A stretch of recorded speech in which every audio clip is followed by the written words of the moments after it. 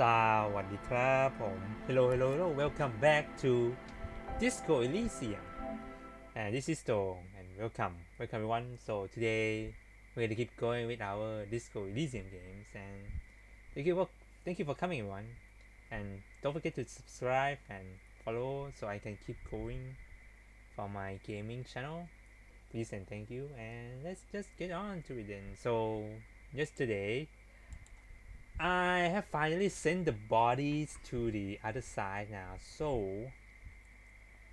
now it's time for more investigation actually to get some more clues about what really happened. I think we about halfway through actually. Right now my guy's back, so how are you, man? Again? I can't believe. Yes? What is it? No, nothing. I just want to check.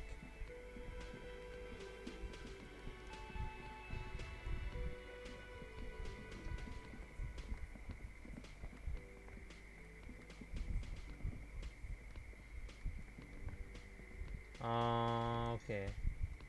Let's get out. I don't want to pay anything just yet.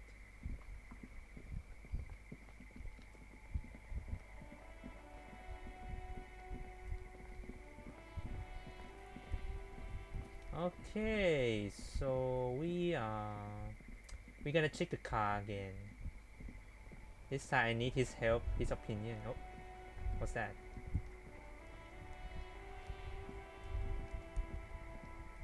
In the morning light, the white on blue police livery on the motor carriage cannot but catch your eye. Why am I even thinking about this? Wasn't I supposed to? Do something important? Something murder related? There's always something important. Doesn't mean you can't take a moment to admire this piece of machinery. This is a Caprice Kanema, the Caprice Motor Corps follow-up to their highly successful workhorse, Caprice 40, and the answer to the Lum's racing breed, Ferv series. First series. With its air-cooled, rear-mounted 12-cylinder compression ignition engine, driving the rear wheels through a 4-speed manual gearbox, the Kanema is able to reach 100 kilometers per hour in 13.5 seconds and go on to a top speed of 180 kilometers an hour. Wow. Wouldn't it be roll over in the first sharp corner? The high center of balance is offset by a large battery bank mounted at the bottom of the cabin, feeding all the auxiliary systems and making the Kanema effectively a mobile power plant. This tech toy is really rubbing me the right way here. Due to a quite steep price tag, it is very unusual to see one in police livery. Huh. I like your car. Mm-hmm. You want to take a closer look?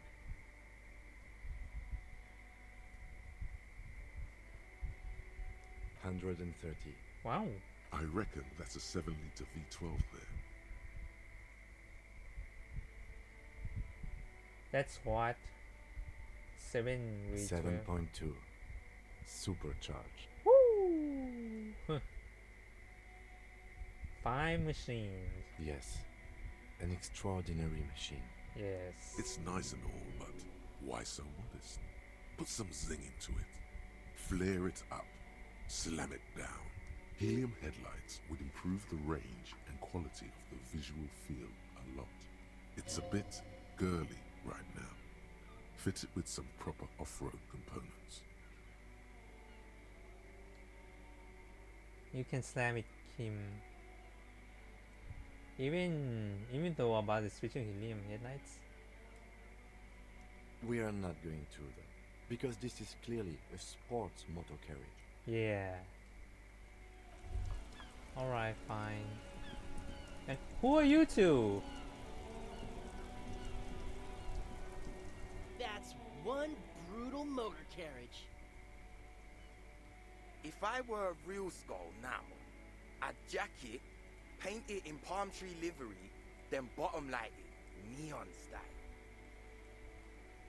A snazzy shit-ripped skullmobile like this would make a fine trophy. We could, like, hang fucking shrunken heads from the side mirrors, cops' heads, scary tribal shit. Yeah, tribal shit. A cop carriage like this would have proper skull value. While I appreciate the interest you take in my brutal motor carriage, I have to stop you right there. The RCM takes threats directed at its property seriously. It's just theoretical work, Copper. No basis in reality. Man, if we were certified skulls right now... Was it a good idea on the lieutenant's part to get into this? Don't even answer that. Just leave. You can always come back later, on your own terms. On my own terms. Well, we don't have find this. Let's go.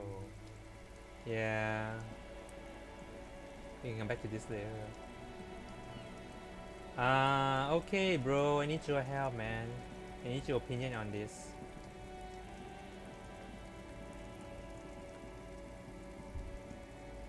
A lorry, the smell of cigarettes and perfume. There's something odd about the passenger seat. The seating fabric, voila, a stack of neatly folded papers. Bonne prise. From this. This large map displays the elevated motorway called 881. The intake leading to Martinez is marked with a blue X. There's a toll booths at the intakes are marked with a circle.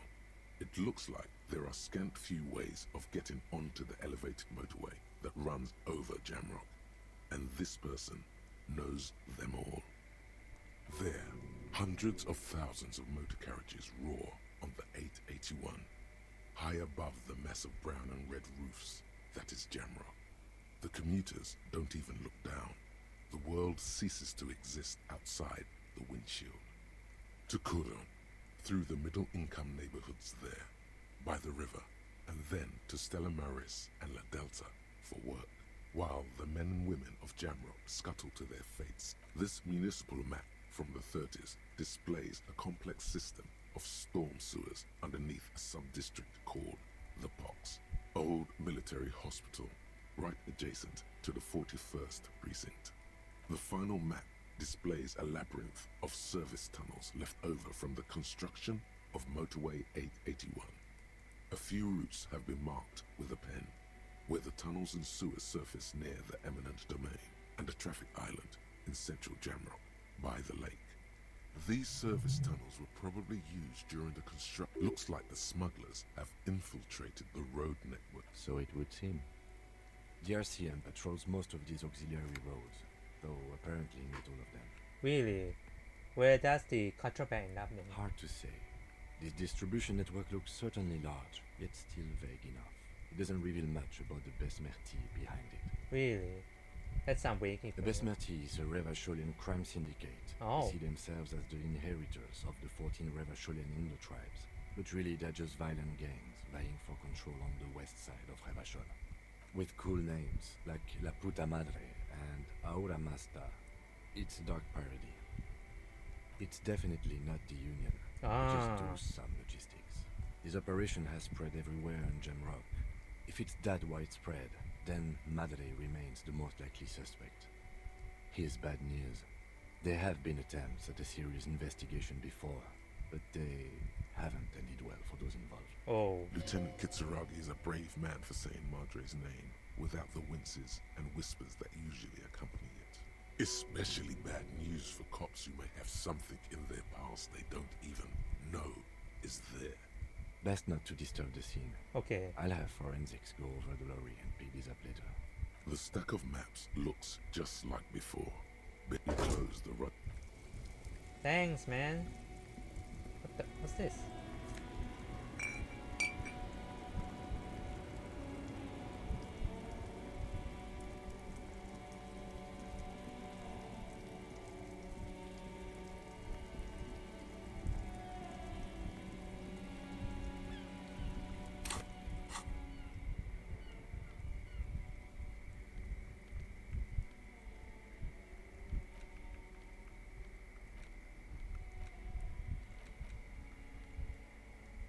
What did I just pick up? I thought I picked up my portal one.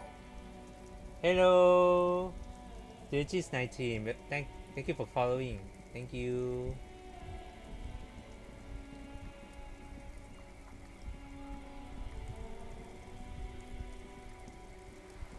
Where's that lady?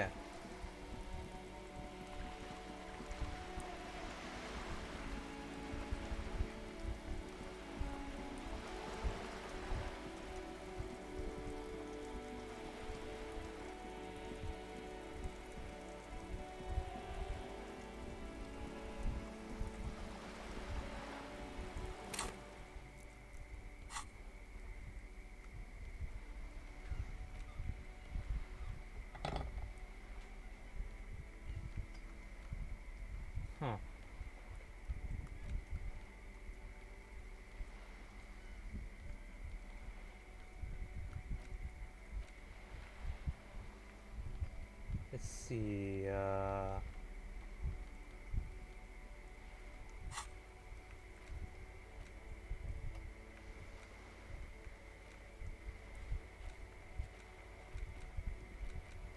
Jam mystery. Okay, let's.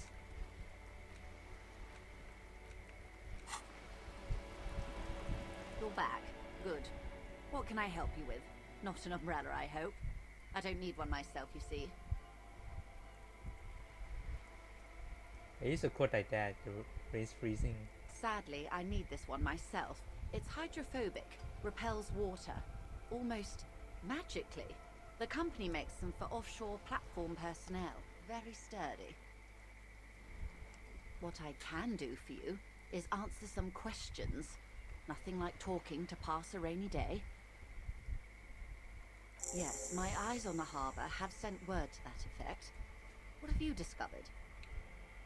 Wait, where exactly are these eyes located? It doesn't really matter, and I do apologize for the surveillance. Wild Pines can't afford to be blind at a time like this. In any case, it's a relief to know someone has looked into it. If I may ask, will there be an official investigation? I assume you discovered there is an operation. The lieutenant is about to interject. Cut him off. This decision should be yours. Yes, I decide. Exactly. But what?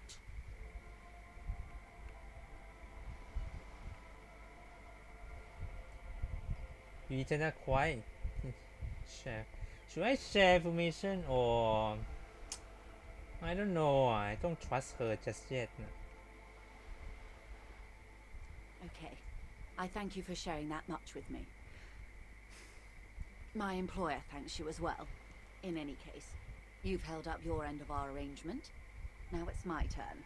I wouldn't normally break protocol like this, but the situation demands it. If you don't solve this murder, I'm afraid we may have a bloodbath on our hands. The words bloodbath sound cold in her mouth. They taste of iron and strawberries. What was that about a bird bath? Yes. I'm afraid this strike may descend into a small-scale civil war, with possible consequences for all of Rivershoal West.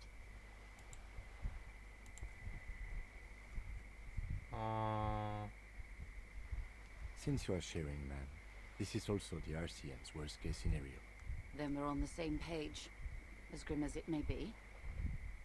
I already heard about connection between lynching and strike, but I need your testimonies. I have an indirect role to play, I'm sad to say. What? My employer experienced a momentary lapse of faith in me. In that moment, they elected to deploy a private military contractor as an insurance measure. They called it my security detail. A momentary lapse of faith. They were dispatched after I relayed the union's initial offer. Every worker... A member of the board. I tried to convince my employer it was simply a piece of rhetoric, or a joke. They did not appreciate the humor. Do you need a security detail? Absolutely not. These mercenaries are muscle, pure and simple. They are meant to intimidate the Union into surrendering. Who are they, exactly? Crenell, an Oranese military company. As far as I know, 3 arrived in Martinez. They report to me sporadically, but they do not answer to me. To be frank, our relationship is deteriorating. Oh. They wear ceramic armor, have semi-automatic weapons, Oh, and shit. years of combat experience. They also have trauma and stressor disorder, and no idea how to conduct themselves in an urban civilian environment. So, what happened? The story is, one of them, the Colonel, I don't know his real name, sexually assaulted a local woman while he was drunk and separated from his unit. This allowed some of the more militant Union members to subdue him. Right. He was taken out behind the whirling in rags and lynched last Sunday night. What then? Nothing. Mr. Clare refuses to let me into the harbour. I have not been able to discuss this matter with anyone there. The remaining 2 Crenell contractors carry out their orders, for now. For now? It's a smokescreen. In secret, they are conducting an independent military tribunal into the lynching. Once this investigation is concluded, executions will follow. What is the nature of this so-called investigation? Whether to execute one, some, or all of the Union militants. Okay. It will be all of them. The decision is already made.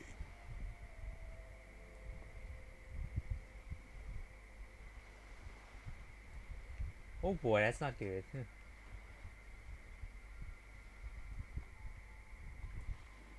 It's not good, no. My only hope is that you provide a single concrete suspect before the mercenaries indiscriminately pick theirs. Simply put, if you don't pin this on someone good and do it fast, they will identify and execute everyone present at the lynching. This in turn will force the Union to respond. They would have to project strength and power. The Débardeurs have over 2,000 men. It will be 1,000 to 1. Have you ever seen a hornet invade a beehive, Lieutenant? Oh shit. It's not pretty. Yeah, it's not pretty. The Serai's giant hornet, the world's second largest insect, can kill 40 honeybees a minute, while What? a group of 30 can decimate an entire hive of 20,000 bees in less than 4 hours. Oh, nice. These men work in tandem using semi and fully automatic firearms. Their armor is virtually impenetrable to muzzle-loaded weapons, even yours. Most Union workers don't have guns at all. The muzzle loaders need to be reloaded after every 1 or 2 shots. The automatics every 1 or 2 minutes. As I said, a bloodbath.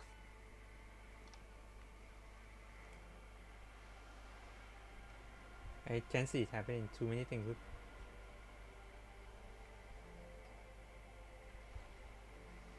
Many bleak scenarios have already come true, Lieutenant W. Frater Dubois. All we can do is keep the rest from going the same way. One single concrete suspect delivered into civil court, and I may be able to defuse this situation. What can you tell me about Creole? Not much. Their public resume is relatively good, as far as private military contractors go. I believe they were once called Downwell. They boast a long list of clients: Saint-Baptiste, Welchman Lorentz, Eintracht. A warning sign, however. The operations concerned all take place in third or fourth world countries. Guarding facilities, escort missions and such. Meaning they're used to operating in war zones. Yes. All the good conflict corridors, Supramundi, Yesut, the Seminese Islands, countries that don't have a good record reporting atrocious military conduct on their soil. Anything else you can get on them? Sadly, no. Before this happened, I had little interest in them. Now that I do, I don't have the resources. If you still have access to the ICP's database, you could run a better background check than I ever could. It may take some time, though.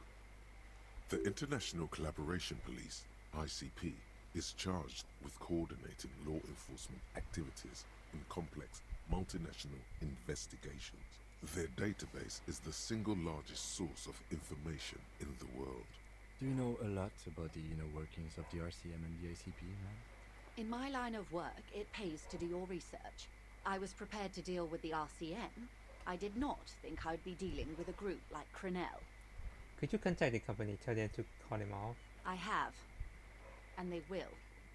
However, these orders take time to reach what is basically a rogue unit out in the field here. Until they do, it's all on us. She's being truthful. She is pressing them as hard as she can. You say the deceit assault on women? Or he didn't. This is information passed on to me from some teenagers loitering around the canal. I cannot testify by it. Who did the passing then? The remaining contractors. Their tribunal. It's what they believe. What did this teenager buy, can I say? That the man was killed because he assaulted a local woman. I've asked around a bit. This seems to be the accepted story around Martinez. Oh, great. The lieutenant consults his notebook, his eyebrows knitted in concentration. We haven't heard any reports about an assault in connection with the lynching.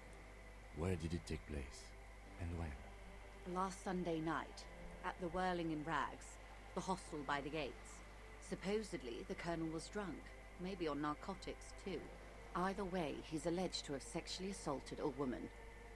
Sometime later, a group of dock workers got their hands on him. And who was this lady? That's a good question, officer. Oh, I don't have the slightest idea. As I said, it's a rumor. About a rumor. In any case, it's what the Colonel's remaining colleagues believe. okay. This colonel, the one who was hanged, did you know him? If you mean did I see him alive? Yes. But I did not know him. What's his name? Lely. His service name. A nom de guerre, most likely. He wouldn't divulge his full name. Only one of them did. A bad sign if there ever was one. Tell me about the numbers. One is a man. Corty, they call him. A nickname as well. The other a woman. Phyllis DePaul. Corty is the gunner, I Corty's. believe. DePaul is a radio operator. Okay. What would you say was his eye color? The deceased's. She closes her eyes, trying to picture the man's face, then shakes her head. Oh, damn. I can't remember.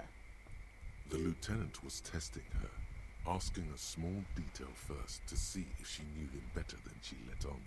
She's She bad. knows. Yeah, she doesn't know him, so we can cut her off, actually. That's alright, man. Anything else? Nationality? What would you say was his age? He was 40.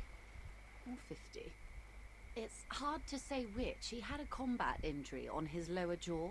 Rujo. It made it difficult to estimate his age, or gauge his facial expressions. Indeed, this matches the dental reconstruction we saw on the body.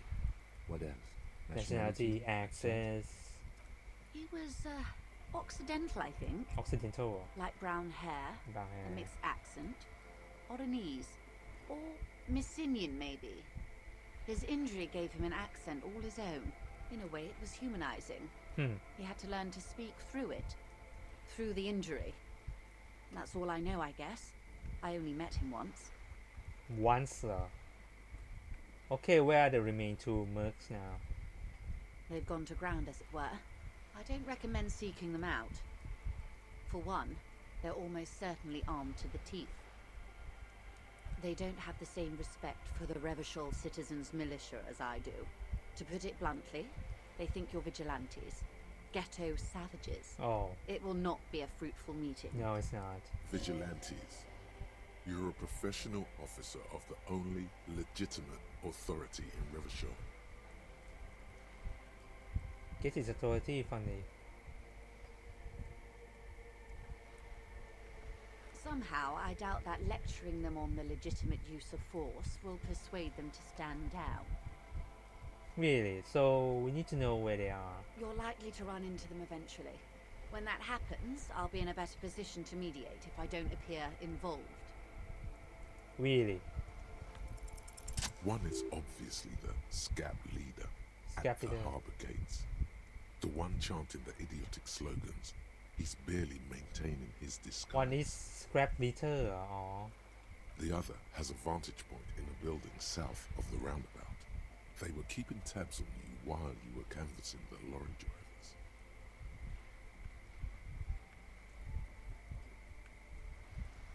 That may be so. I still hope you heed my advice. There's no need to kick the hornet's nest. For all your talk of averting this catastrophe, the situation at the gate is a powder keg. Does this not bother you?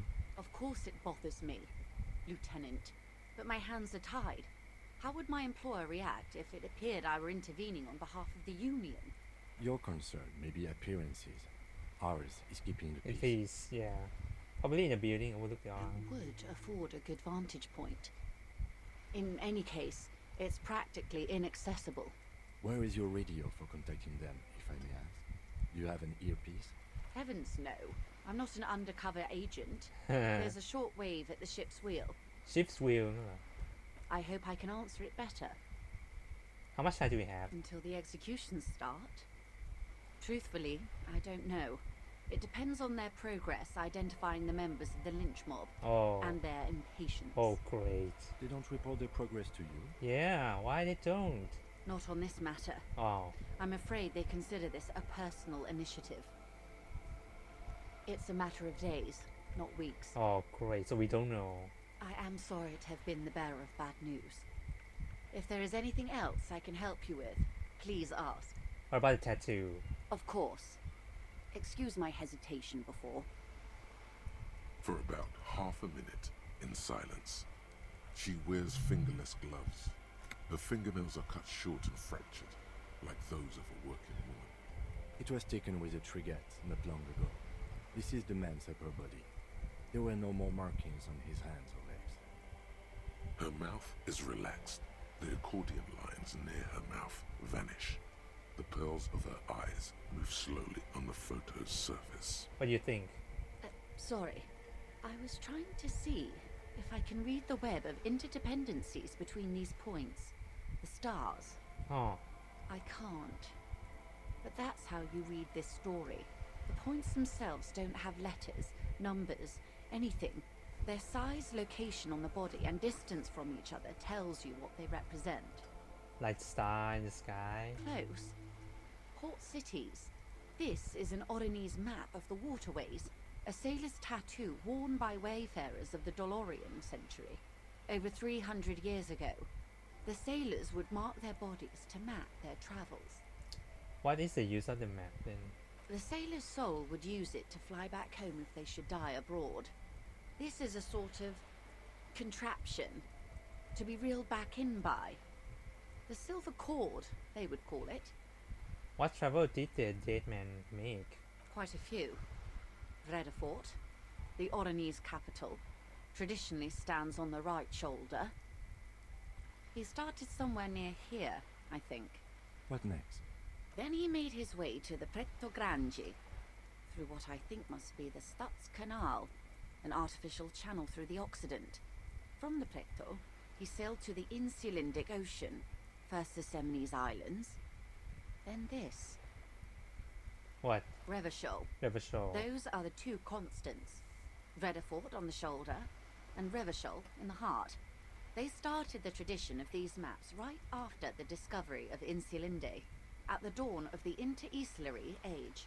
The old world passing by, and the new world already here. You said you can't read it. I can't. This man was no sailor. Oh. And these are no ports. I can understand geographic fragments, but not their meaning. Oh, great. Who can tell me more then? His platoon members? The other contractors. Though I do not suggest you go and show them that picture. This man was their friend and comrade. Oh. Surely there are other people to ask about the tattoo. This is not necessary to complete the task, officer. Oh. It's a dangerous side task. Search elsewhere. Search elsewhere. Really? You want me to not doing this one, you know? Dangerous side task นั่นเหรอ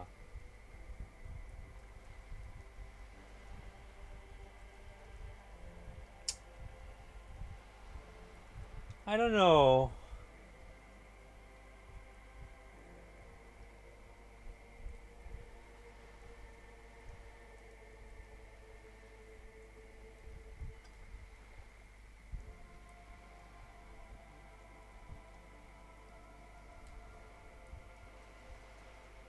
Okay, I will trust your. I am relieved you think so. I don't think deciphering that tattoo should come before public security. Okay, thank you. Is there anything else I can help you with?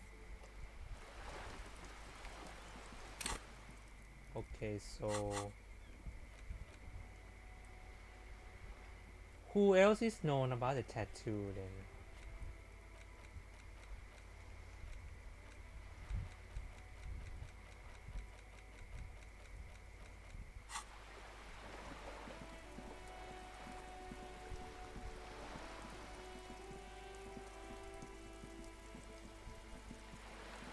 Okay, let's see. Let's go as the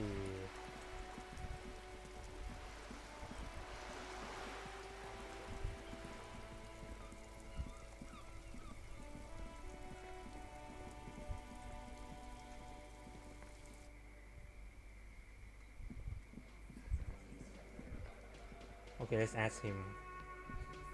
Looks like the circus left town, but the clowns are still here.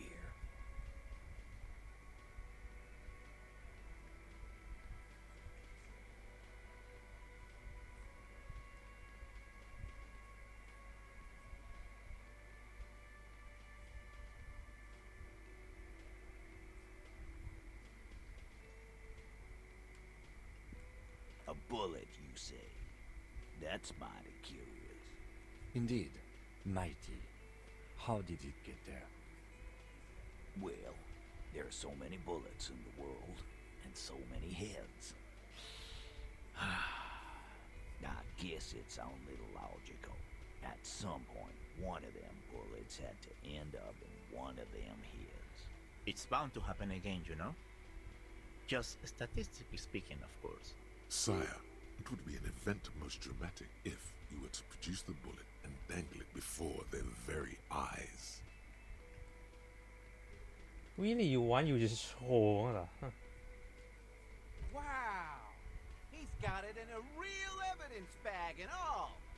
Why don't you go home and log it into evidence? These men have told you what happened. Okay, Elizabeth, you're not in this conversation นะ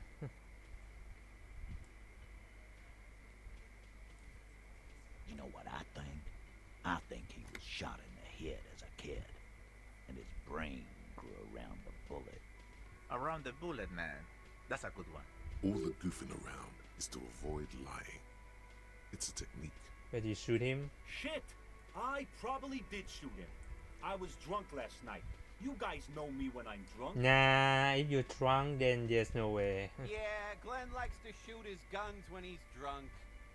Better hope he stays sober. No, he meant before he was hanged. Did you shoot him before you hanged him? Before? After? During? This is getting ridiculous. They told you what happened. Stop wasting your time.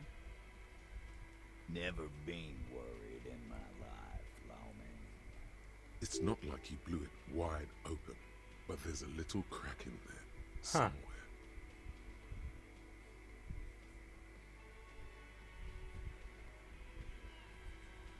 Guess what? I connect you to the local drug trade. Like hell you have. There is no local drug trade. This place is as clean as a rifle.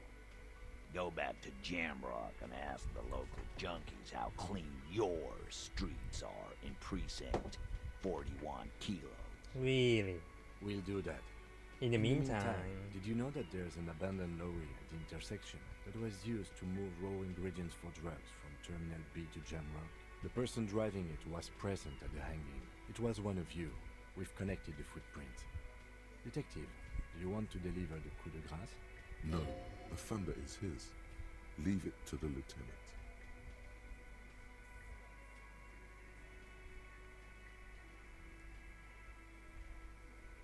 sure, you do the honor. Thank you. You're right, Titus. There is no local drug trade because it's all controlled by you. You're the drug trade. That's a mighty interesting theory. I guess that's what you would need to do, theoretically.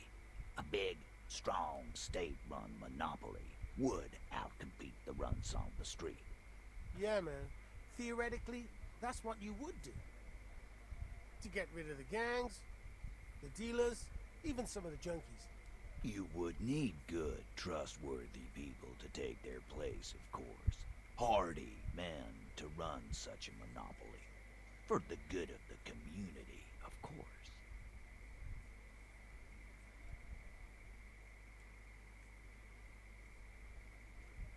Yes, give me to so that I know.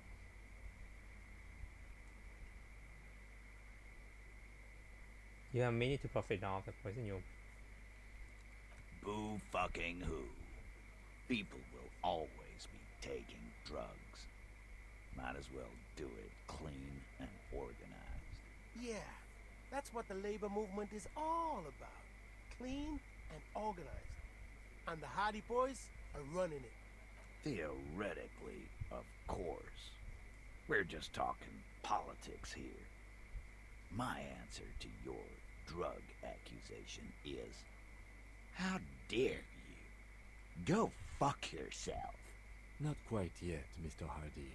There were 8 sets of prints on the crime scene. There are only 7 Hardy boys here. The 8 Hardys, the one who missing. She ran the things, right? My answer is, fuck off. Okay. Mind your own business. There is no 8th Hardy. I run this goddamn scene. Okay. Finally, you got something out of him. This could prove useful in the future. Yeah. And here we go. Back to the usual. I know. Fatty walked on all fours. He's so fucking fat he left 2 sets of footprints. Go fuck your mom, Dennis. That's more like it, boys. You heard him. It was Angus on all fours. Anything else you need to know?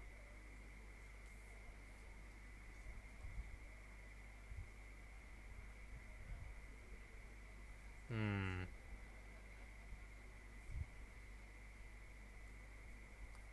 Yeah. By friends, you mean his squad mates from Crenell. Yeah. Wouldn't want to beat up his grandma. Nervous, snickering. There's a rush of adrenaline present. Yeah, they're forming some kind of tribunal and they're coming for you. This is what happens if you take the law into your own hands. Other people start doing it too. Let them come. The Hardy Boys are right fucking here. You heard the man. Right here. We're armed. We got the whole district behind us. And Glenn. Glenn is fucking crazy. Yeah. A well-oiled murder machine. Hmm.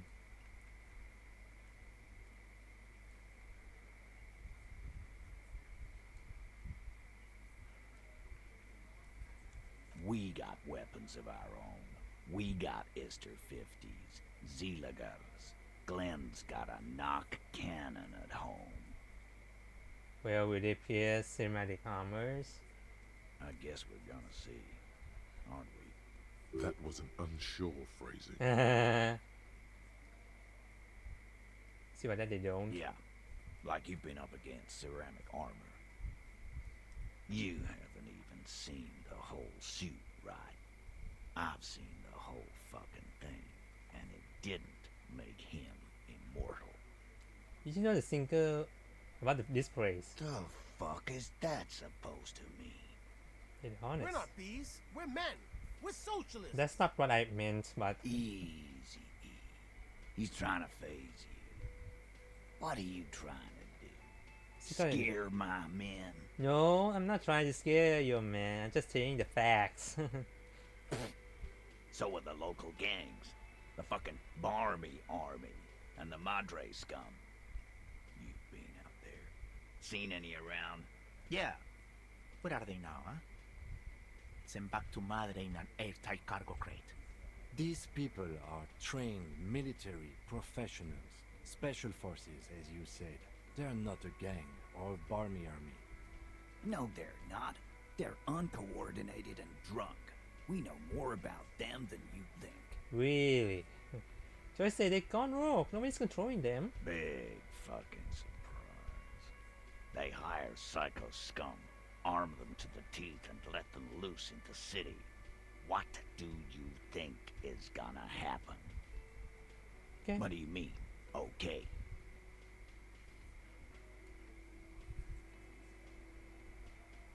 Okay, I'll be on your side. Okay, you got one more gun.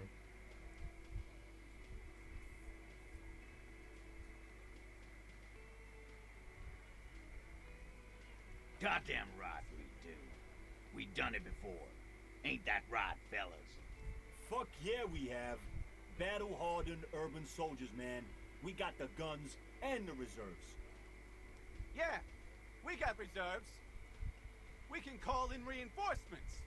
This guy will be the first one to bail. Yeah.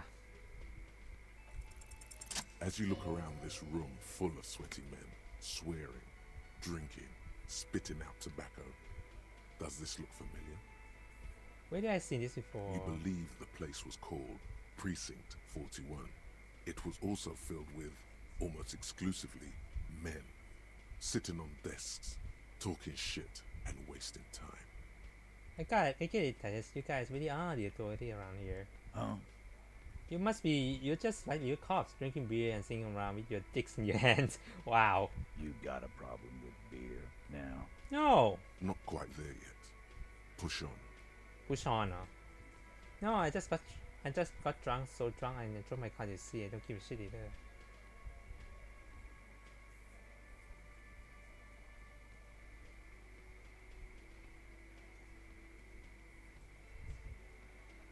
Should I be a dick or keep going?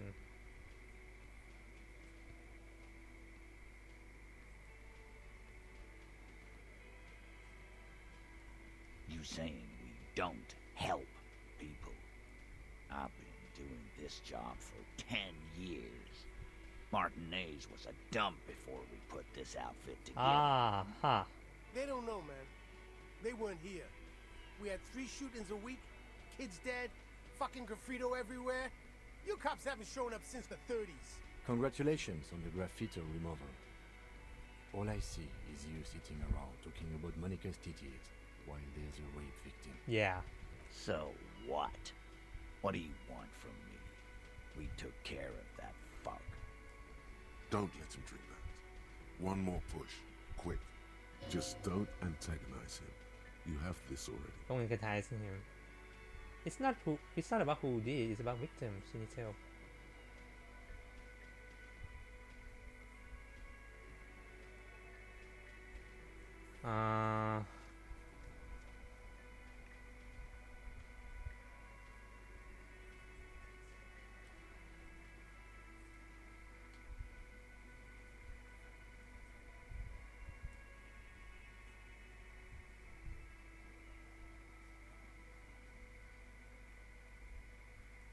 Titus?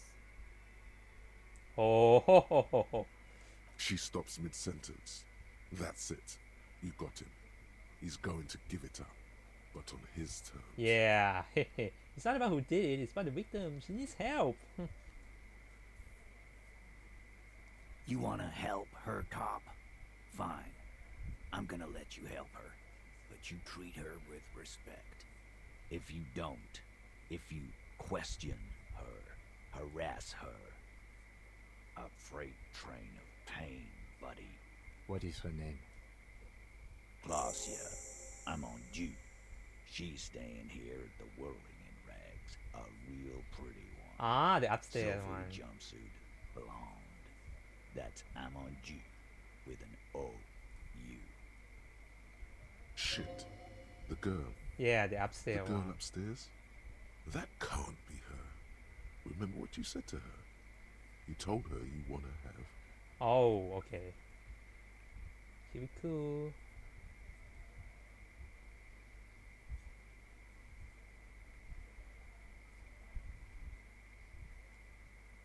Oh shit, okay.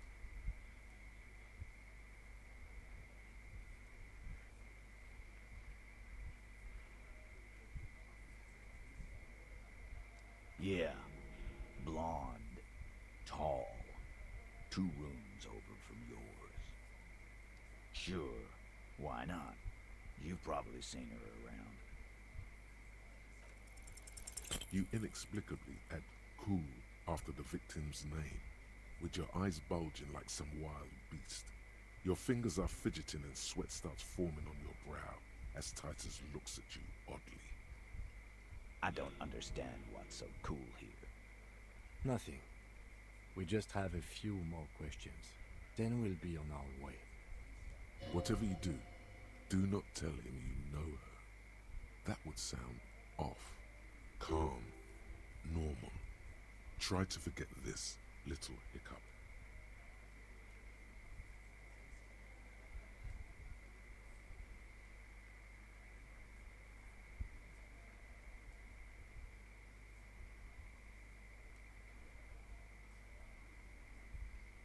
Calm. Try to forget this.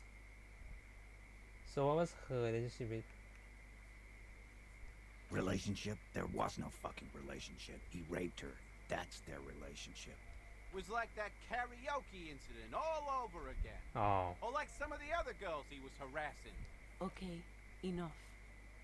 All of this is irrelevant to your stated investigation.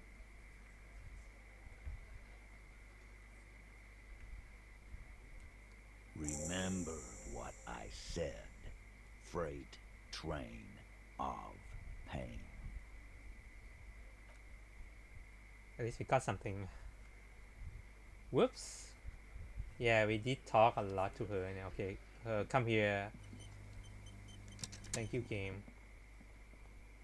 Officer, what was that? was nothing. It's not nothing.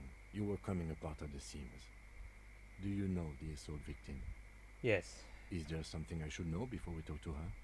Whatever you do, don't say the first.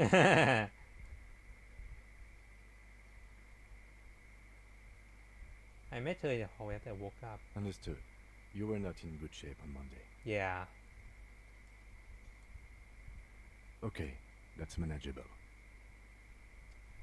I tried to hit on her too. Understood.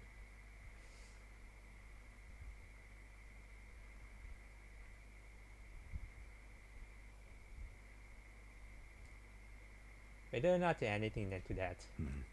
What else did you do? Yeah, nothing. That's it. We'll be alright, Lieutenant. This is nothing. You feel fortified by his assurance. Huh. It's going to be all right. Is it though? Nothing? You're still in for a bumpy ride here. Try not to mess it up.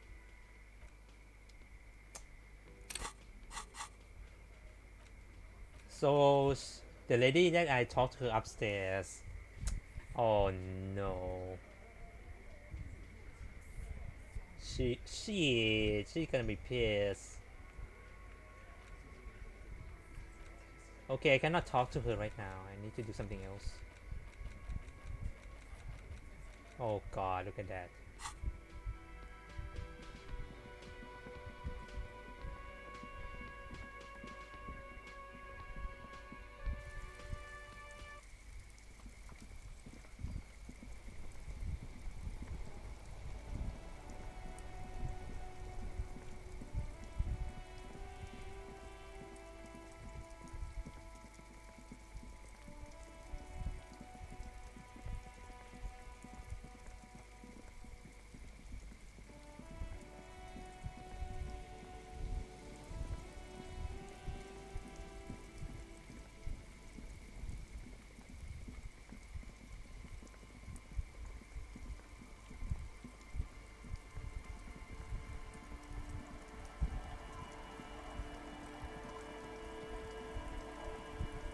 Our tenant, the policeman. I hope the waves don't keep you up at night. What can I help you with? Eh? What's this about? Come now, I can't read all the scribble. Tell me what it says. Huh.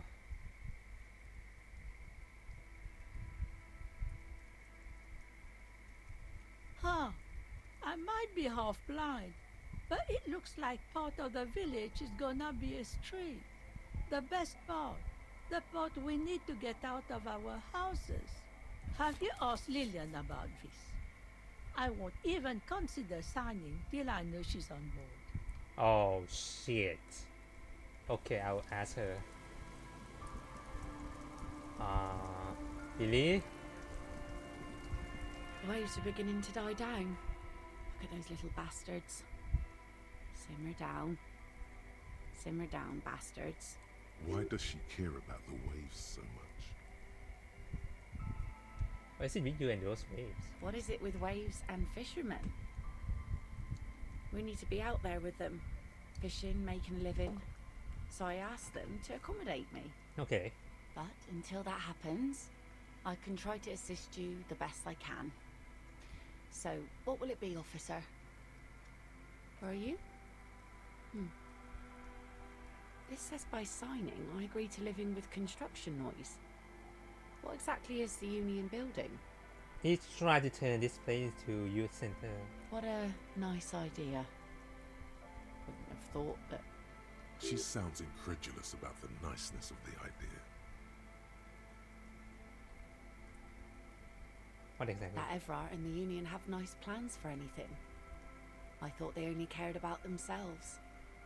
Well, I guess Union members have children too. And those members have a vote when electing the head of the local chapter. Yeah. He has a pen in everything. Here you go. Thank you. You're welcome.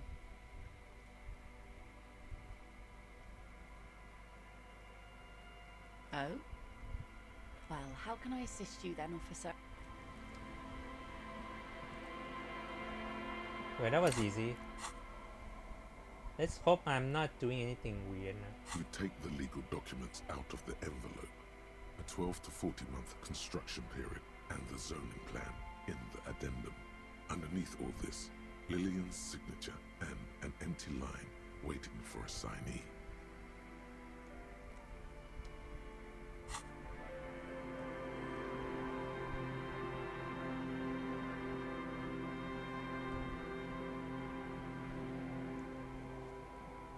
Damn cool, Abigail. There's no use in yelling at drums. He's barely holding it together. The drunk man starts coughing a really disgusting, hacking cough. He does not sound well at all. Damn cool.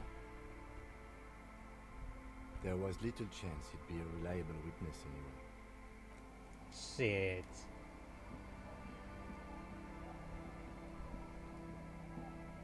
Tequila sunset. Okay, where is he? Oh, that was new. Hold on.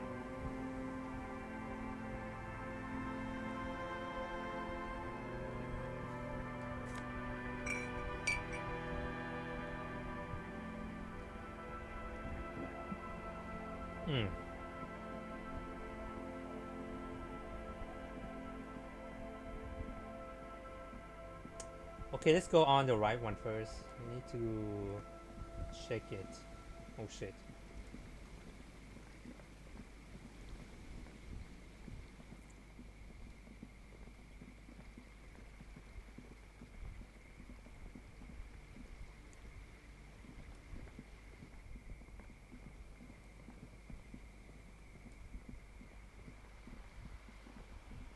Okay, sir, I need to talk.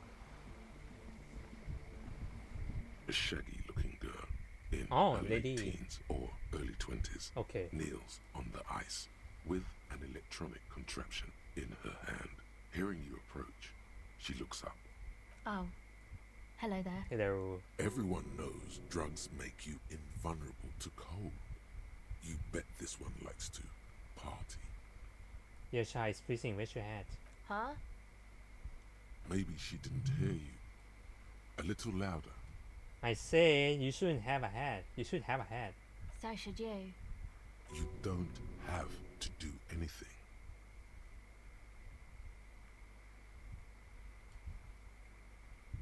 Real cool. Yeah. Way to abuse that power, man, she says, thinking you can't hear her. Huh. She bats away your questions like flies. She's not intimidated by mere police officers. Like what? What's your name? A cell. Asel. Her hair is dyed blonde, with dark roots showing. There's a coarseness to her features, some masculinity below that timidness. Surname? Why? I was from the police for paperwork. Okay, it's Burger. Burger. A very common name. Yeah. What other device you have? This is a portable recording device. It's for field recording. Low quality, but still. The wires? Actually, just one wire. I picked on it till the braiding came loose. The wire leads to a contact microphone. A contact mic records sounds from inside things, like this ice. Your mangled brain would like you to know there is a boxer called Contact Mike. Contact mic. No. Oh. You're welcome.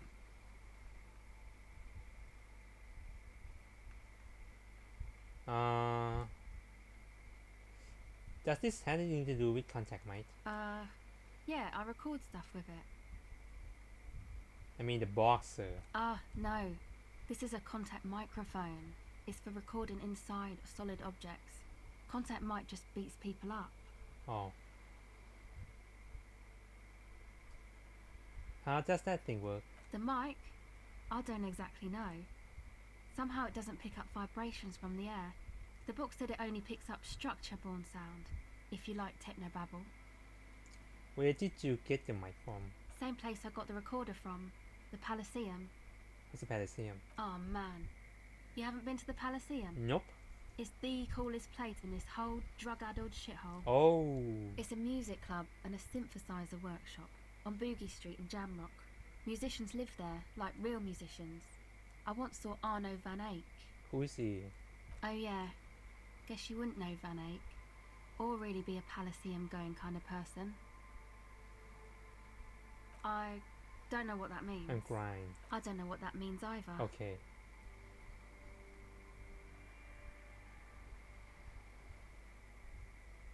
That's cool. You're right, time had deserted me. Sucks, man. Oh.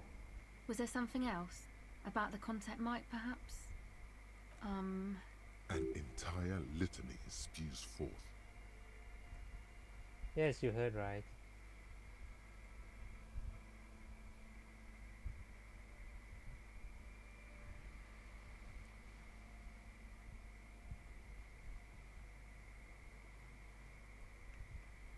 Yes?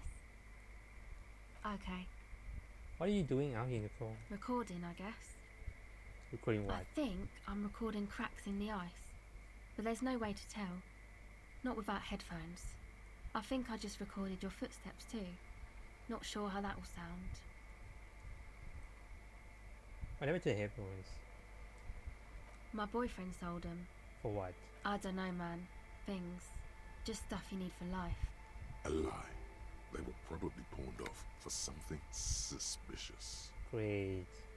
And what were the records for? The crack? The musicians in the Palaceum used them for making music.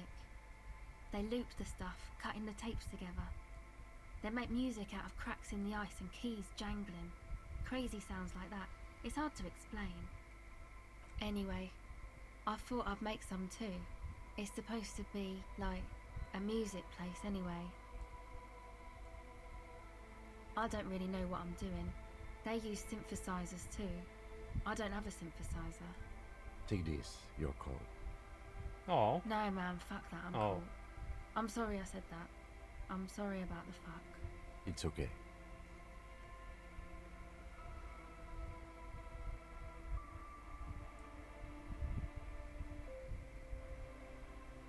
He threw your grants. Yeah, maybe you were right about the hat. You say it's supposed to be a music place. What is? That? The boys think it could be a place, like the Palaceum or something. Stupid. It's really not going to be a Palaceum, that's for sure. The boys? Yeah. Andre and the guys, they're inside, in the tent. And why is that? Why are you freezing out here? They got too much stuff crammed in there. No room. Stuff like what? Music stuff, mostly. Like this tape recorder, but bigger. And there's piles of it. You mean like those headphones your boyfriend sold? Yep. They were pretty. I'm sorry we sold those. Why not just leave some of it outside so you don't have to freeze? That stuff is more expensive than I am. Oh. More expensive than any of us, really. Doesn't matter. I can take the cold. Go ahead.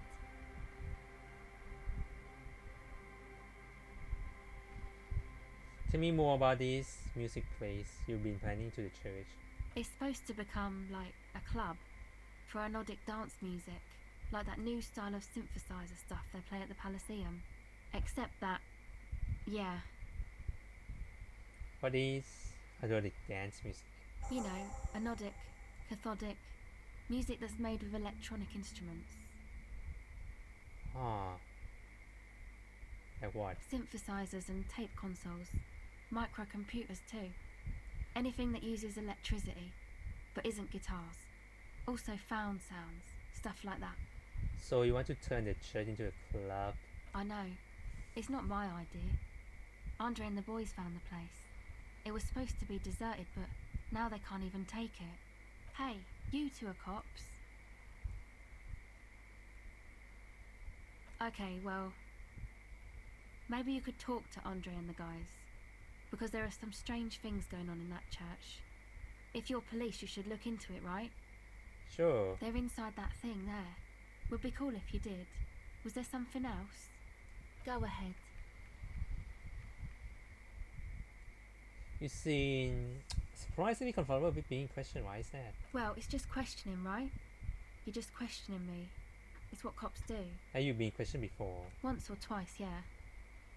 I'm sorry I haven't had the Revachol experience they get east of the river. What's east of the river? Rich people.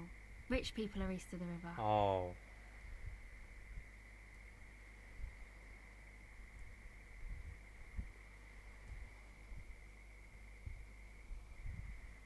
Bet they like it that way. You keep them rich. Oh. So what's the problem you got into with the police? The usual. I had a shitty run as a teenager. Like what? You know, drinking, getting into fights. The ugly stuff that happens when you move out your parents' place at 13. In Forberg. Interesting term. Time to glean some knowledge. What's in Furberg? Is this a rhetorical question? No, I really can't remember the most basic terms. Forberg, not in Forberg. It's a massive banlieue south of Jamrock Quarter. It is the largest ghetto in Revachol, possibly the world. We are Jamrock, sort of. Martinez is called North Jamrock sometimes. Oh. Jamrock is also a ghetto, only smaller than Forberg.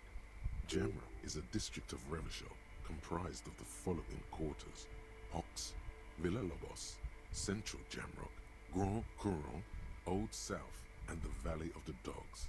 Learning is great. Huh. My dad was a drunk. Plus, I guess, I just wanted to drink too, you know. Get my party on.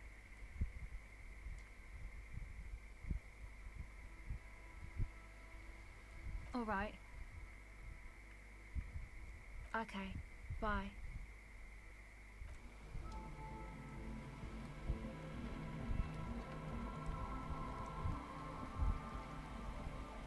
A pane of Eternite has been planted into the snow. 2 poles are holding it up. Barely holding it up. It could fall over any minute. A stronger gust of wind might be enough. It looks like a makeshift bridge. Could be convenient. The pane falls into the icy snow with a soft thunk. Whoop. Okay, now we got a bridge.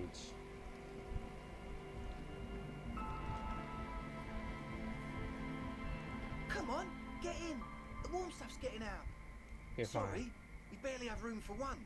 You go ahead. I'm too old for this. I'm actually not, he thinks. I just dislike delinquents. I'm sure you will feel right at home. I'll keep watch. Great, thanks, bro. Jesus Christ.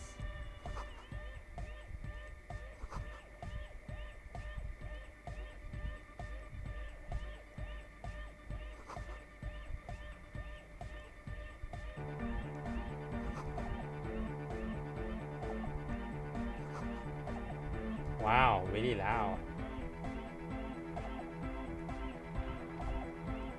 You first. A young man with peroxide blonde hair holds up a Harman Walshy tape player, nodding along to the music.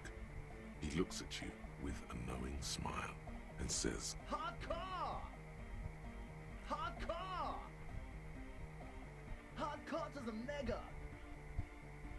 Internally coherent. All car! All right! Yeah! What exactly are you doing? Gotta get the people going! I see. Yeah, request! I want everybody as close to the stage as possible. could there have been a right way out of this garden of forking paths, you think?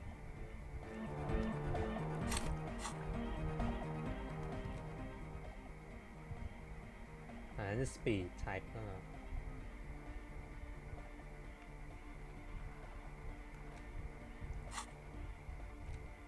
Sub AK puzzles.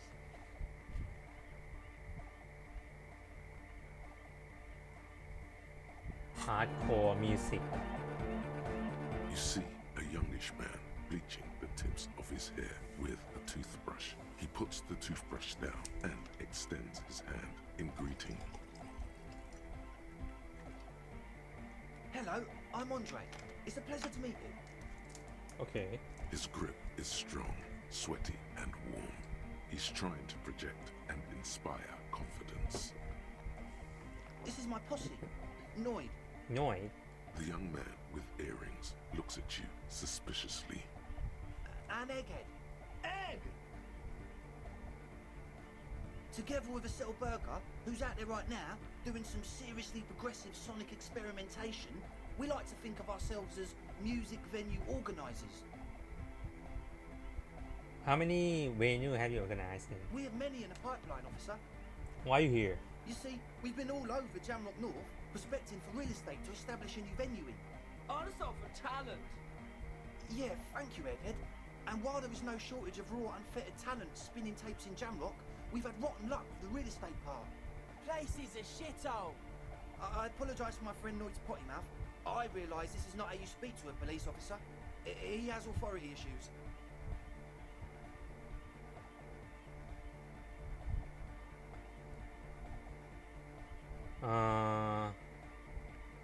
Oh, so you've met her? Good. Yeah, it's a matter of occupied ecclesiastical property. I bet you've noticed the derelict hive of narcomania on the coast. What are you talking about? I'm talking about the church.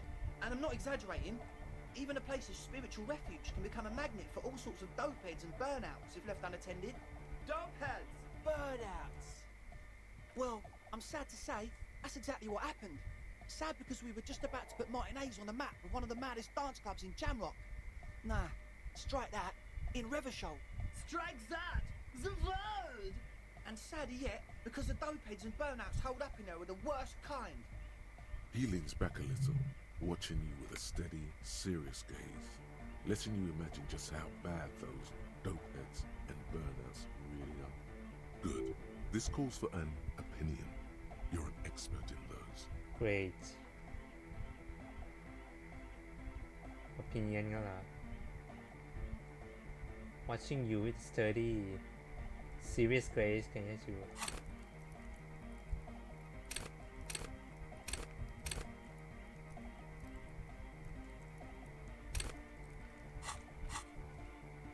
Oh, it's still long. Only 40% in what?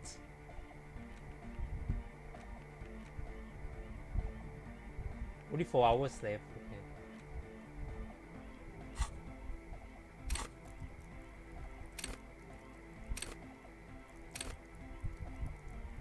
Empathy. Logic.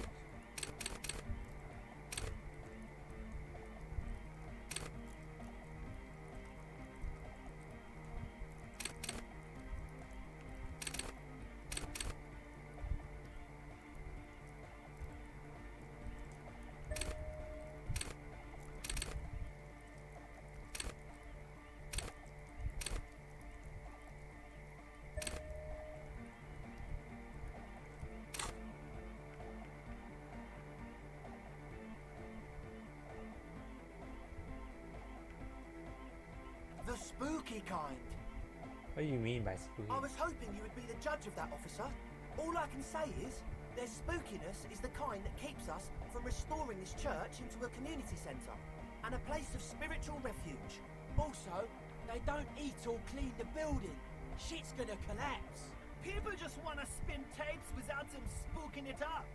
Place has bad signs. No one can dance like that. Thank you, Egghead. So you're gonna look into it, right? It should be a police matter. Getting them out. Whatever spooky stuff they're doing, I'm sure it's not what the Ecclesiastes meant their property for. Fine.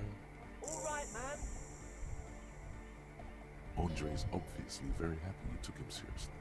The whole tent is. The boys exchange giddy looks. What the status of the church? I haven't got inside the church yet. I asked Noid to install a measure against more drifters wandering in. A padlock. It's a temporary fix. Just something to contain the situation. I had to do it in an hurry. Not my best work, but it should hold for a while. What about the keys? Of course. Noid, give the officer the key. All right. Oh shit. Alright. Flick. Reaction speed. It's as if Shit. time is frozen somehow. You think you can sense the key moving in the air. Yeah, this is going to be way cool. Don't look cool by overdoing it. Raise your hand in front of your face. Blam! Oh. Straight in the eye. Damn it. Straight in the old eye orb. In the looking ball. A stabbing pain. Tears stream uncontrollably from your right eye. Oh goddamn asshole! What is wrong with you? Man, I'm super sorry. That was totally my bad. I got overexcited. Threw him too hard. I'm sorry. Sorry. You almost killed me. I really am sorry, man. Just take this, okay? Well, looks like there's quite a lot there. Oh. I hope that settles it. Or wait. The key? He is shifting in his spot, uncomfortably, still feeling sorry for the mishap. We were talking about the padlock, I think. How long have those people been locked in there? Not long. Like a week, maybe? Oh my god, really? How will you be sure they aren't starved to death? I'm super sure they're alive. I mean, come on. I'm at least 90%, maybe 85% sure they're still alive.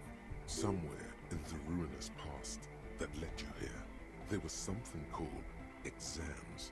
You may have learned the term involuntary manslaughter there.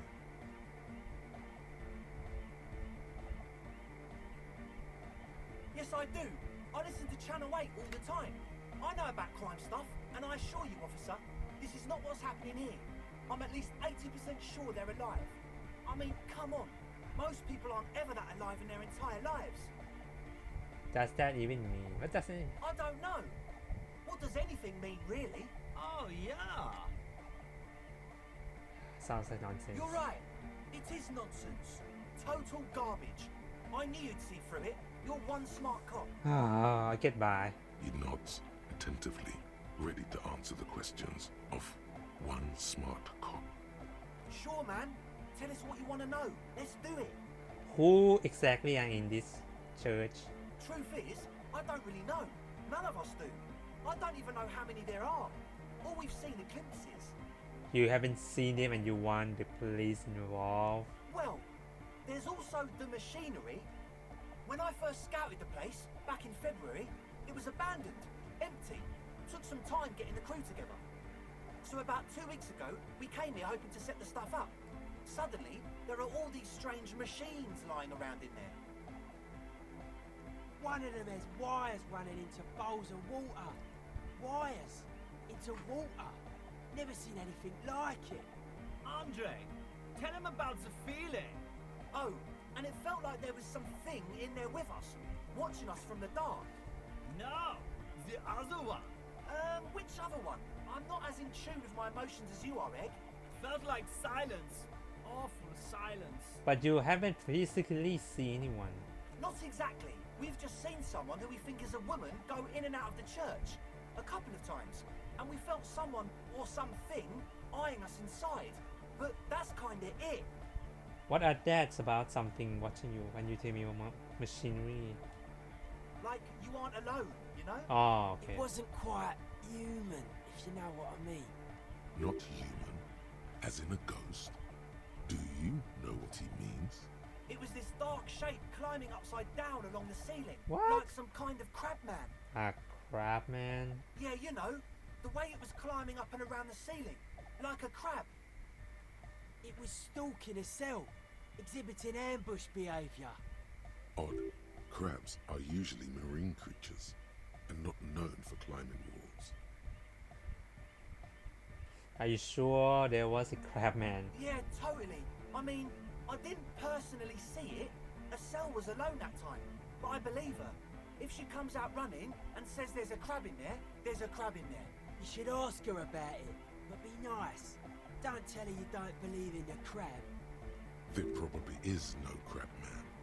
Don't let them draw you in with this nonsense. Oh, thanks. Can you tell me more about this machinery? You should talk to Noid about that.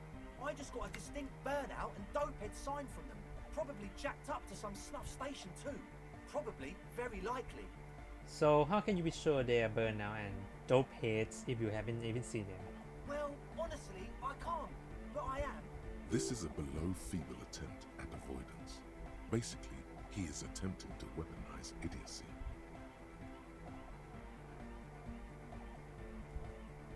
Hey now, I'm 70% sure they're substance abusers.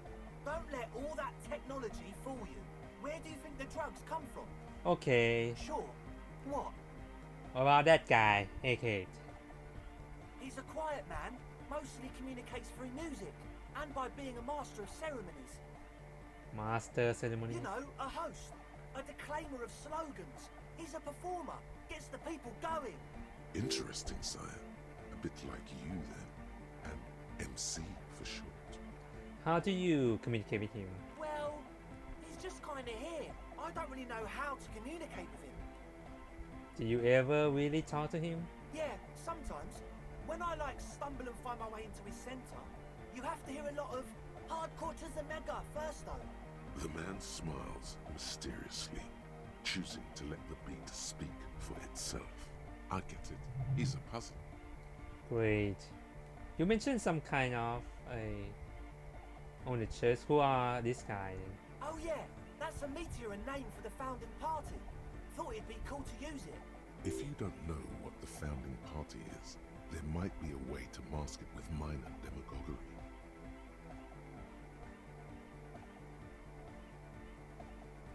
Before we go on, what do you mean by this? You know, of Meteo, concerning Meteo.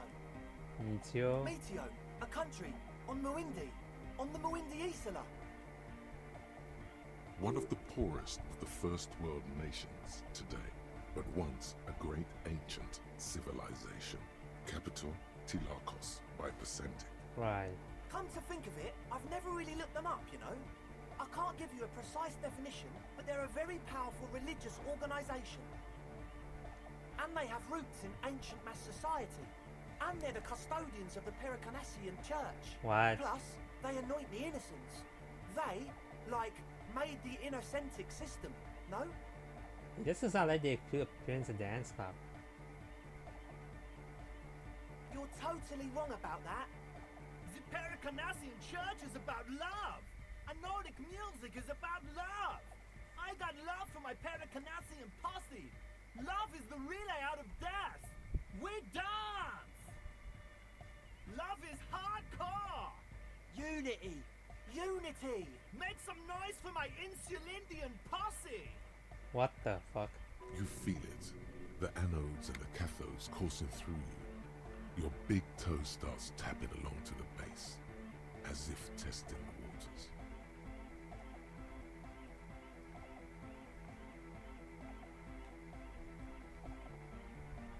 Enjoy the beat, or I understand.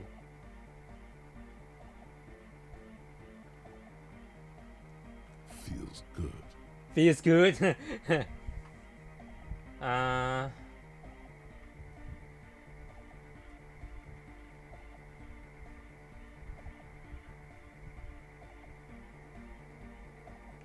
don't quite understand what you're talking about. Pause. Your posse's like your people, man. Like you got your cup posse. You look out for each other and you party together. That's a posse. And where is your posse, detective? Nothing comes to you. Huh. The world is silent. You just say random things. The posse make no sense. Are we? Yeah! I guess love can be pretty hardcore. Oh yeah, it can. He's coming around. You're getting it. You know what? Fine. Yeah! Yakokata! The place to be! Do it for the masses. Do it for the crew. I didn't want to say it, but it was pretty lame of you to imply otherwise. Anyway, you got more questions? The one with the large head is still looking at you, nodding his head, waiting for your body to start moving. You feel like you could go for a little disco when, or if they get this club going. You've got it in you. Okay, I want to ask you about this 10-4 equipment. Yes. What?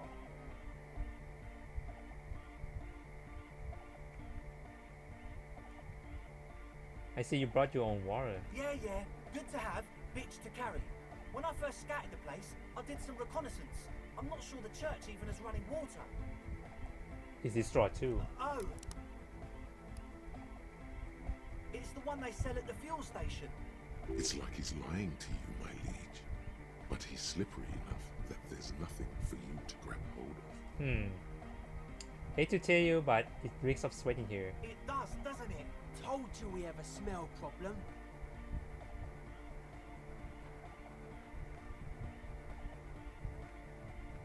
He sniffs the air, then shrugs.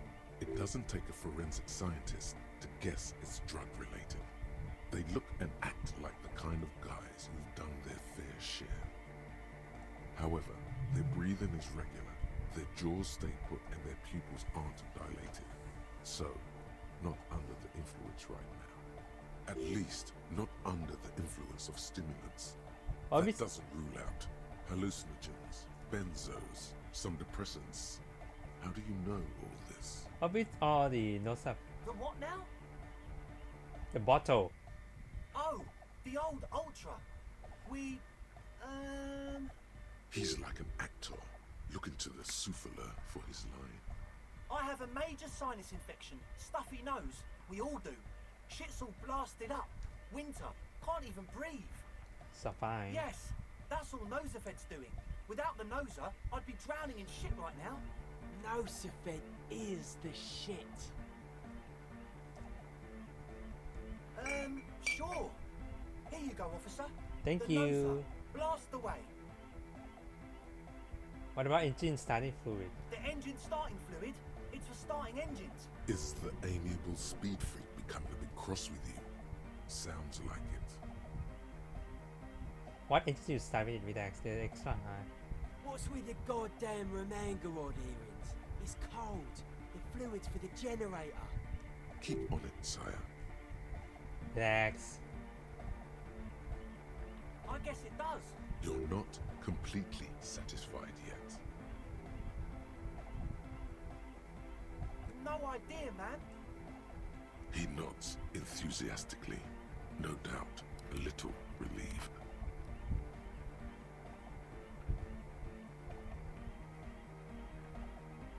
As always, we'll be right here.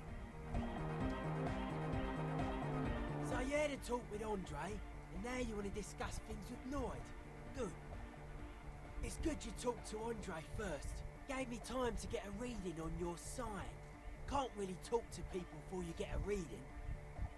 Sigh? Yeah, gotta compare. See if we can align. Interesting. I suck at socialising, man. Even now, our sign synchronisation is way off. I'll see what I can do. Tell me about the machine you saw. Weird stuff. Specialised. There was a data processor and some sort of long-wave machinery. Wires going into water. Gives off a spy sign. Or some fucked-up Samaran science sign. You know, the kind that goes head first into the supernatural. What's wrong with the supernatural? Nothing's wrong with it. You should definitely be researched.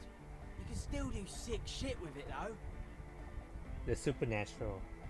Most of it doesn't exist, but there's also stuff that isn't allowed to exist, because the moralists think it's too dangerous for the plebs. Psionic powers, pale-related diseases, pretenders pretending to be human, folk rights, that kind of stuff. Why you call Noor? The hardcore aesthetic is esoteric. It's not meant to be discussed with the law at this moment.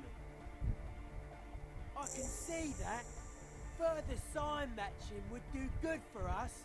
One way to achieve sign synchronicity would be by getting us into the church.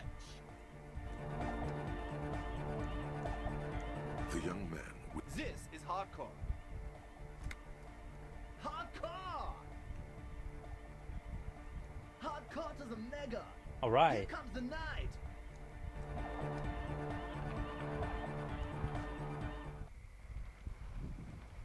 Yeah, that was weird shit, man. Weird as shit.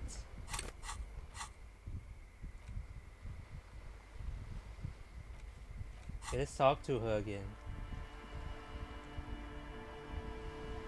The shaggy-haired girl kneels on the seat. So you talked to my associates, right? Are you going to help us? Okay. With the church, I yeah. mean. Yeah. Great. Let us know if there's any progress, will ya? We've been waiting for weeks here. I just told me you went inside, and what did you see in there? Oh, that.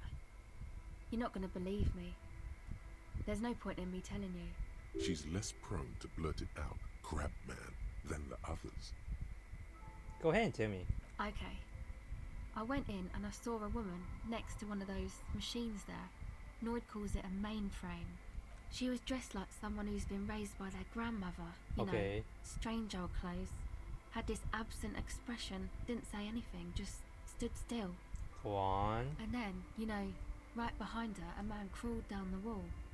Upside down like a crab, down the church wall. I think the woman didn't even know he was there. He was completely silent. He stopped right before he got to the floor, then just hung there like that, looking at me.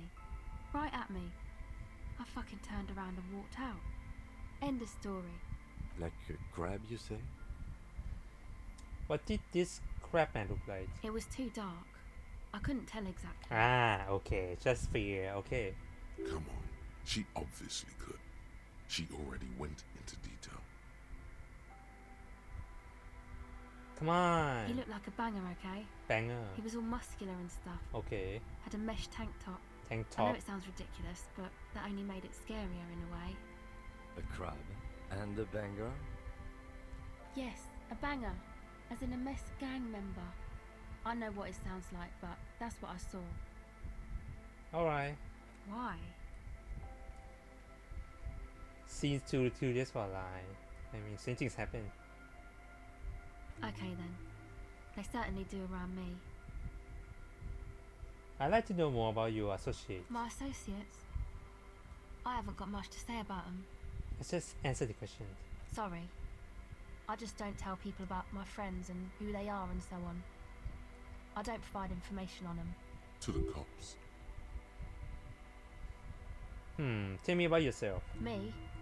I'm a silver bird. Okay. Don't know what makes you think it'll be any different later, but... Thank you for the question.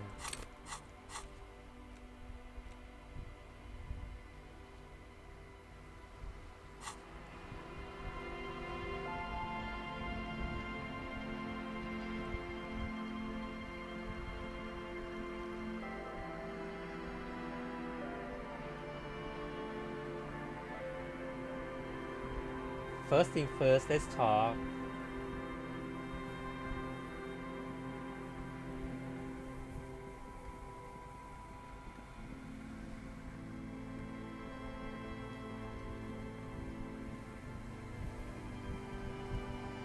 Okay, who are you, sir? And Mikhail noticed the windows, especially with how there are no windows on the south side. This was to deal with. You officers, come to investigate the historic subtext of West Martinez? I'm Tran Hailostam. You must be Kim Kitsuragi, right? Huh? I was just telling my son about this building. Not a lot of people realize the historic significance here. Very rich in hypertext. Nice to meet you. Hold on, hypertext? Yes, hypertext. Young Carp and the collection of cultural hyperlinks. Ah. He's just making up fancy words. This doesn't mean anything. What was that about the window before? Oh yes, so Mikhail. They had to deal with monitor glare, especially in the summer. They still had vector monitors back then. That was 49 years ago. So they didn't have windows on the south wall. You and Kim know each other? No, I can't say that we've met before, but I've heard of Kim, of course. Mikhail, say hi to the officers. Mikhail's a little tired today. We spent all night trying to run Orbis on his radio computer. Have you heard of it? It's a programming language used in Grad. Quite tricky, but he wanted to play this Grad-made adventure program. We've been getting really into Worms lately. Okay. The man speaks in the artificial cadence of a professor, or someone who's been on too many radio shows. But I assume you're not here for giant worms when there are so many real things to see. Just as I was telling Mikhail before, this is where the Coalition landed in '08. We could be standing on what is the most interesting landmark in Revachol West. Wow, get a load of this guy. He really enjoys his trivia. The Orbis programming language was named after its inventor, Victor Orbis, a cybernetician from Grad. They run Vox in the Occidental countries. Right. What's so fascinating about this building? Aha! But it's not just any empty old building. What not a lot of people know is this used to be the R&D department of Felt Electrical. And Felt, which now sells ink cartridges mostly, was once a top dog in the turn-of-the-century cybernetics boom. Hold on. What's R&D? It looks old and weathered, with seagulls picking apart its stone and metal carcass. Bushy undergrowth has taken hold of the collapsed rooftop. Some kind of bird has set up a nest on a broken windowsill. Wait, what's an R&D department? Apologies, it's an acronym for research and development. Ah, right. They don't use it anymore. You're probably more familiar with RTD, Research and Technological Development. Mea culpa. You are not familiar with that one either. This man is a bookhead. All right. I don't think I ever heard of this. That's not surprising. Only a vestigial ink cartridge and ferrotape manufacturer remains. They started out as a midway electronics outfit in Königstein 2 centuries ago. After an aggressive move to Revachol, Feld became a global player in the emerging personal electronics market of the pre-revolutionary era. Still, Tricentennial was beating them in business machines. But Feld had an ace up their sleeve, or should I say they were developing an ace up their sleeve. I'm mixing my metaphors here. What was that ace? It was here in Martinez, possibly in this very building, that they developed prototypes for a tape computer. Tape computer? An elegant folding mechanism of rollers and ferrotape ribbons, portable enough to be a take-it-home solution. Revolutionizing business machines, possibly even bringing them to the average consumer, which is a feat of engineering even today's giants, Rehm, ICN and ZAM, haven't achieved yet. He assumes something like a combat stance, facing the wind. What happened? Indeed. What? The revolution! Unfortunately, their moonshot project never made it to the market. Wow. Feld's move to Revachol backfired.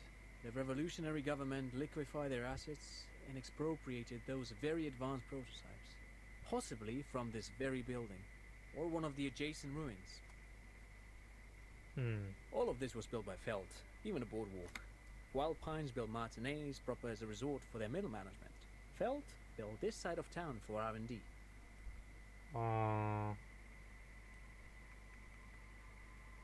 You really say that Phil built this boardwalk? Yes, they even built a pleasure wheel, but that got destroyed in the war. A pleasure wheel? Yes, to lure in their star engineers. This part of Martinez was nothing but reeds before Feld arrived. They had to make the prospect of living here attractive. It was supposed to become a global center for innovation in cybernetics. But history had other plans. What happened to the engineer, the company people? Oh, I'm afraid it didn't end well for the boys. But this story is a bit too dark for little Mikhail here. Now, if you were to ask about tape computers... Wait, is he saying that we should just bypass the excesses of the revolution? You know what, I don't want to be mean to the kids, so they just all die, yeah. Tape computer, right. Tape computers. Yeah, let's do that. What did the revolutionary do with these advanced tape computers thing? They used them for military communications. Oh, right. But also to write and send out press releases. The most notorious example being Le Décret de Mars. What's that? What's the Mars Decree? I mean the radio transmission sent out to news agencies and world governments by the newly created Commune of Revachol on the 7th of March in the year 02. A short-lived legislative foundation for a short-lived utopia. It's a beautiful piece of text, actually. A singer-songwriter I know, Charette, called it a love poem to Revachol on her political concept album, Bon Baiser dans ce Lind. You should read it. Every local library in Revachol stocks a copy of the decree. I tried to get Mikhail to memorize it. Tried to. Someone was much too interested in worms to be paying any attention. Right. The kid takes a peek at the green and silver worm on the cover of the book, already forgetting about this part of the discussion. Okay, so how did this tape work then? Actually, no one knows. No one even knows what a computer made entirely of tape would look like. But word has it, they were very elegant, exquisite, alien-looking turn-of-the-century hardware. Buckle up. 10 years ago, I did a little freelancing, I guess you could say. I was a special consultant for an exhibition at the Womty Dumpty Dum Center in Vredefort, Oranje. It raised the same questions, and we had lengthy discussions with Paul Ockerman, who was head curator at the time. This was before the twins Keith and Guy Juice joined the team, trying to... Wait, did he just say Wumpty Dumpty Dom Center? He did it. He said Wumpty Dumpty Dom Center, like it's the most natural thing in the world. What the hell is a Wumpty Dumpty Dom Center? And who the hell are Keith and Guy Juiced? The Wumpty Dumpty Dom Center for Contemporary Art. The exhibition itself drew on Lagerman's notion of memory, and so there were some parallels. That's why the head curator, Paul Ockerman, chose to...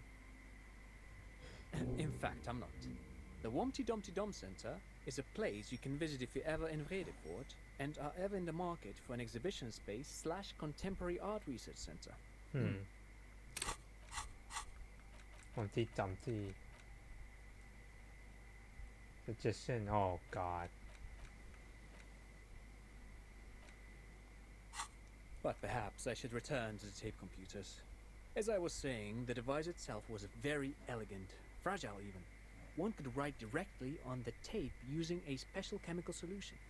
The machine would then analyze the handwriting, perform operations, and project output onto a white screen. It was a beautiful, delicate thing. Made of black film and folding tape structures. Cool. Very, very cool. Though I understand the socio-economic causes of the revolution, it pains me to imagine the revolutionaries setting fire to this precious device. But so they did. The felt playback experiment vanished into the fires of '07. Wait, the field playbacks, maybe? Yes, the official name of the prototype. Some sources report it as the felt playback experience, but those are incorrect. So why did they destroy it? Who knows? Maybe it was an accident, or maybe they didn't want the technology to end up in the wrong hands. Either way, they're all gone now. All 3 versions of the prototype. Nothing but debris and ashes remain inside that building. But of course, what else?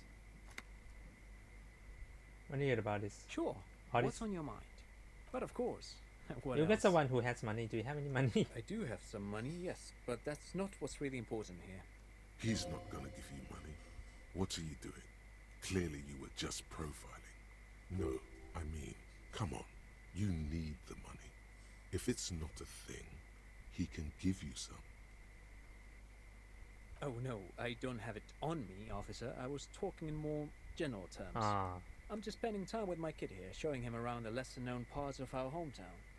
It wouldn't be wise to carry huge amounts of cash on such expeditions. Not that he would have to worry about being robbed. He looks surprisingly buff. Does he work out? By the way, did you work out? I do some Lomantang stick fighting now and then. Lo Mantang stick fighting is What's a that? form of martial arts originating from the island of Lo Mantang. Long Mantang. It uses slender wooden sticks for confronting the opponent. Oh. Actually, a great many cultures have their own version of stick fighting, such as the sacred Mabolo tradition of the Harli people. The name deriving from the butterfruit tree traditionally used for crafting the long, slender sticks, whereas the sticks used in other cultures... You doze off as he paints you a comprehensive picture of the history of stick fighting among mankind, seasoning it with unexpected pop culture references. Man, he's good at speaking. People must love him. But anyway, I'm boring you with details again. You were saying?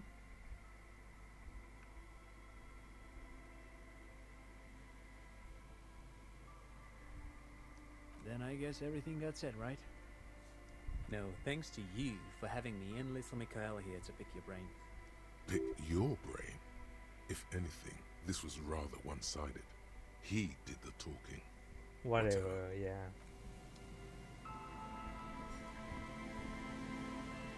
You see, a once bright mural towering above you. The signage has peeled off over the years, but you can still make out Feld Electrical R&D. A slogan used to intertwine with the loops a long time ago. Now, only a shadow of peeled letters remains. It says, tomorrow is just a whisper away. Tomorrow. Looks like tomorrow never came.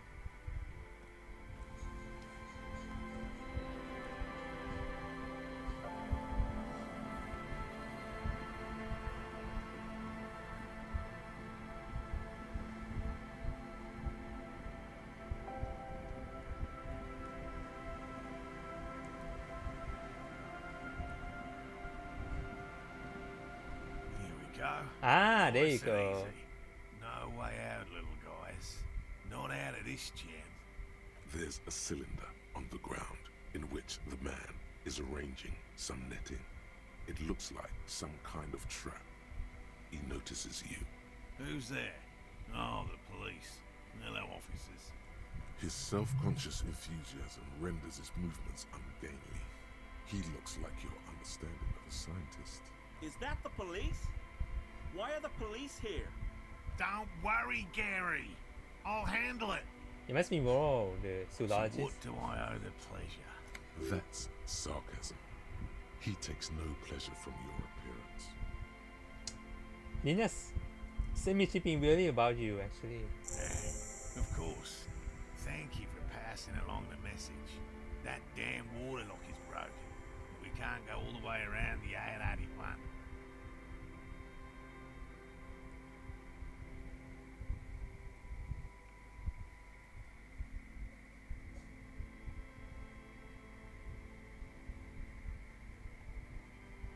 You broke the water lock with a motor carriage. There was a billboard in the canal. Not a vehicle. It said Samaran Butter. I guess you like it was really. Did he say we can go back now? Yes, Gary. We can go soon. If you see Lena, tell her I won't be long. Sir, your wife is waiting for you. I just have to do one more round. See if the phasmid has taken the bait. Then we go in. Okay, hold on. I'm gonna take a break and I will be back soon.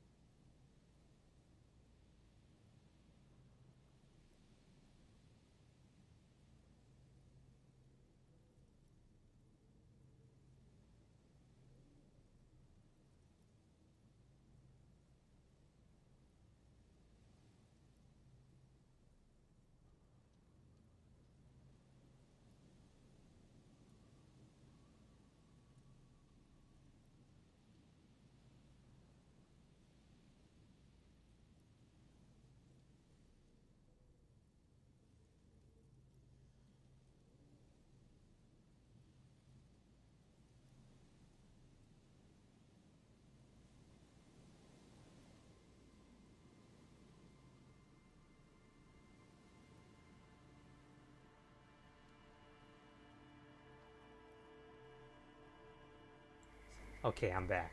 Sorry for that. Tell me about this plasmid you're looking for.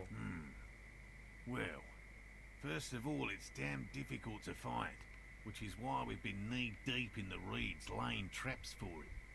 What makes it so difficult to find? Good question. Being a phasmid of the order Phantasmodea, a ghost insect, it disguises itself as plant matter. In this case, the reeds. Awful lot of reeds around, aren't there? And I suspect it may have also developed other specialised techniques to protect itself from predators, or scientists in our present case. What sort of specialized technique is the plasmid used to hide? It's my hypothesis that it has evolved certain electrochemical defences that allow it to interfere with animal perception, impeding pattern recognition, confusing the visual cortex. But I cannot describe how these defences work, much less how they evolve, without studying a live specimen. How big is the plasmid? I'm expecting it to be quite giant.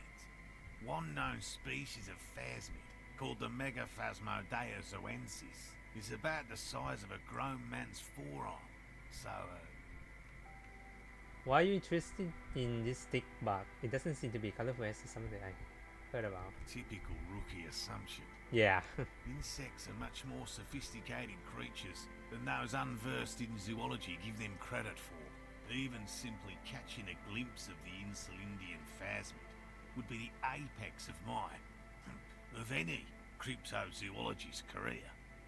But to study it and its defences, find out how it stayed hidden so long. What have you discovered so far? Very little, I'm sorry to say.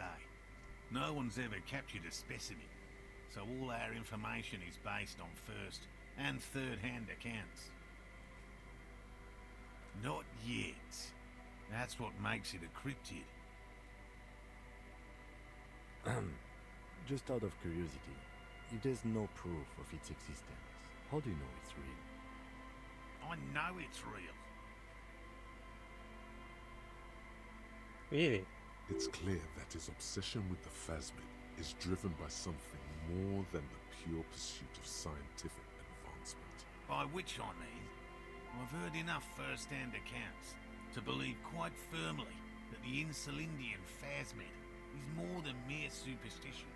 Did not say there has been a sighting of it here in Martinez. Yes, the most recent sighting was by a couple of teenagers along the coast here. That's what brought us to Martinez specifically. It's the first credible sighting in several decades. Admittedly, it's an unusual location for this species, but with all the sewage runoff upstream, it probably doesn't matter much anymore. I have to resist the thought. Such an extraordinary creature is doubtlessly highly resilient. After all, it's generally thought to be capable of parthenogenesis. Partheno. Yes, the females don't need males to reproduce. Makes it easier for a species to survive in adverse conditions. That's pretty clever. Yes, the Insulindian phasmid is a very clever insect. That's why it's so damn difficult to catch. But as a scientist, I try my best to remain dispassionate. Tell me more about this trap. Well, they may not look impressive, but Lena designed them quite cleverly, so I'm sure they'll do the trick. She designed it? Yes. How do they work? Simple. Attracted by the locusts, the phasmid crawls down the funnel and, having eaten its fill, can't get back out. At least, that's the intention. The net isn't a perfect solution, but we didn't want to use anything that might damage the specimen's delicate exoskeleton. What are you using as bait? Locusts. Nearly all known phasmids are herbivores, of course. But we've hypothesized that the Insulindian phasmid might occasionally prey on other insects. Inside the traps, a number of locusts crawl and tumble over one another in a tiny, chittering swarm. A meat-eating stick insect? Does it pretend to be the reeds as part of its ambush behavior? This seems unlikely. A carnivore stick insect seems unlikely. Thank you for your opinion. We have also included plant material in the traps to satiate your skepticism. Not a big fan of skepticism, this one. What will you do if these traps didn't work? They'll work, I assure you. The predatory hypothesis, using locusts as bait, accounts for the failure of previous efforts by other teams, which use plants. We have given this some thought. The traps do seem to be deftly and thoughtfully constructed. It's clear the cryptozoologist's wife knows what she's doing. Yes. What? She seemed too eager for you to return. And I'm eager to return to her, I assure you. But I can't leave before we finish with these traps. My wife understands that just as well as anyone. Come on, Morel. We've been soaking out here for days. It's time to go back. And leave the traps? Absolutely not. I won't let Lena down. Come on, she wants us back. I'm soaked up to my nuts over here. We'll both catch reed crabs if we don't dry out soon. I don't know if that was so important to Lena. Of course it's important to her. She's seen it. A verified sighting, on record. One of only 40th century, and it's hers. Really? Yes. That's how we first came to know one another, in fact. But that's her story to tell, not mine. Are you okay? Suffice to say, it's long been our dream to find proof of the Insulindian phasmid together. I can't abandon course now. Maybe you should go back. Oh, no. The traps need to be monitored on a regular schedule. What would we do if the phasmid were to starve while we were sipping tea at the hostel? He's dead set on this. Oh, shit. Oh, no. I could go for some trap setting. What if we check it for you then? I didn't expect you to take such an interest in our work here, officer.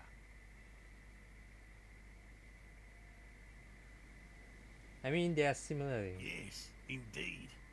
Both require a great deal of research, attention to detail, and, above all, persistence.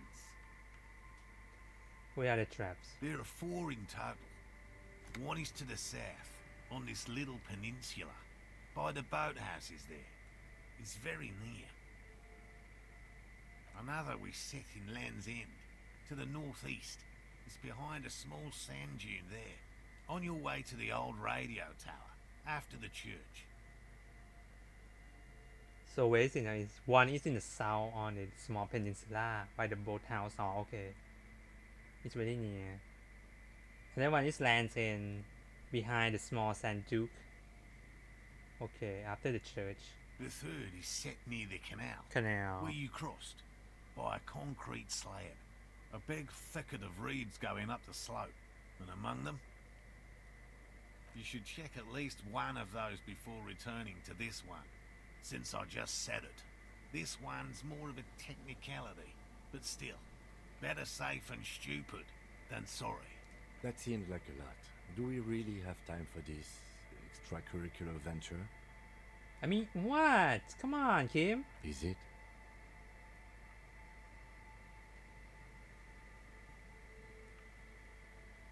Bring it to me at once. Just make sure the trap is closed tight.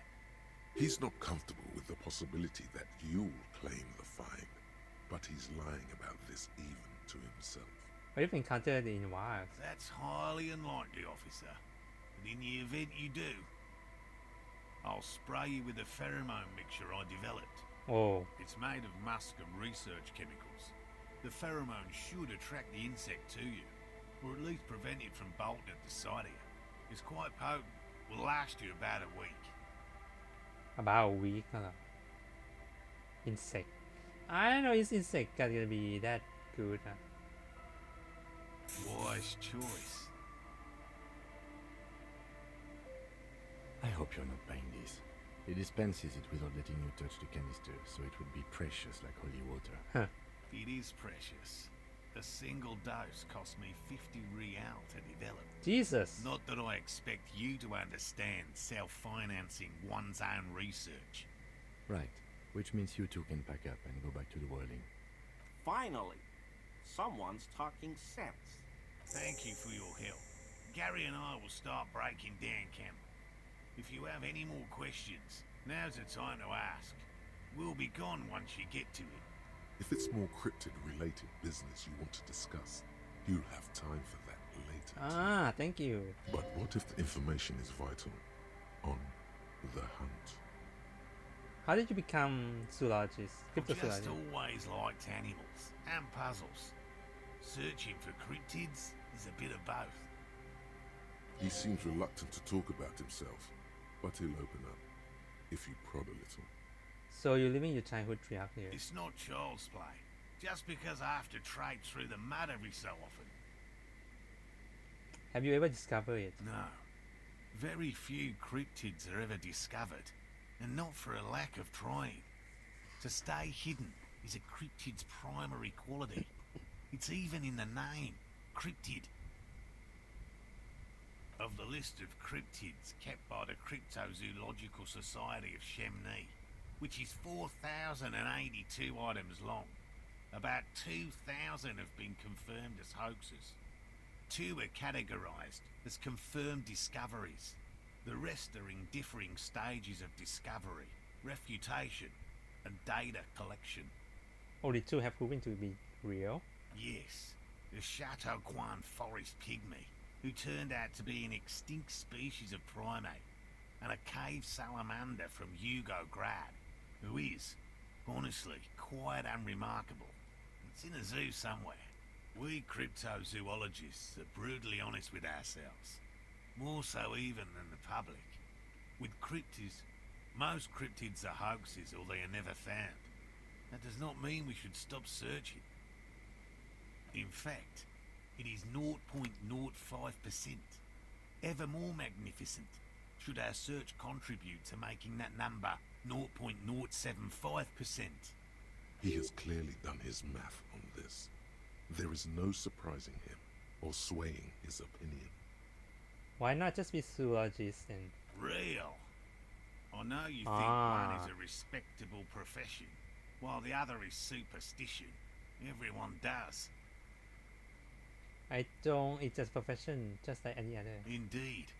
My methods do not differ from other scientists. I simply draw upon a wider variety of evidence. And I have more hope that something truly surprising might happen. Your nerve endings tell you there is no such thing as a positive surprise. Right, surprise, mostly miserable, no? No, as I said, I have yet to catch a cryptid, although I have come close. Close enough to keep trying. Interesting. Something for later, this close call. What kind of element do you use? Everything from forgotten regional lore to newspaper accounts, like the one that brought us here, to look for the Phasmin. I keep a very open mind. He's interested in things that people believe that scientists don't. Most establishment scientists only care about reputation and remuneration, not real research, and certainly not the truth. They're a cowardly lot, and both the field and basement archives can be dangerous places. Yes? All right. What cryptids precisely? I usually discuss these things with specialists, so I don't know what. We would have to discuss. He wants to say, but decides against it. Since you've offered to help, you need to ask him about specific cryptids. Cryptids you've heard about from Lena or his friend Gary. He won't just talk. I know about most dangerous and Formerly the most dangerous, yes. But do you know the most dangerous living cryptid?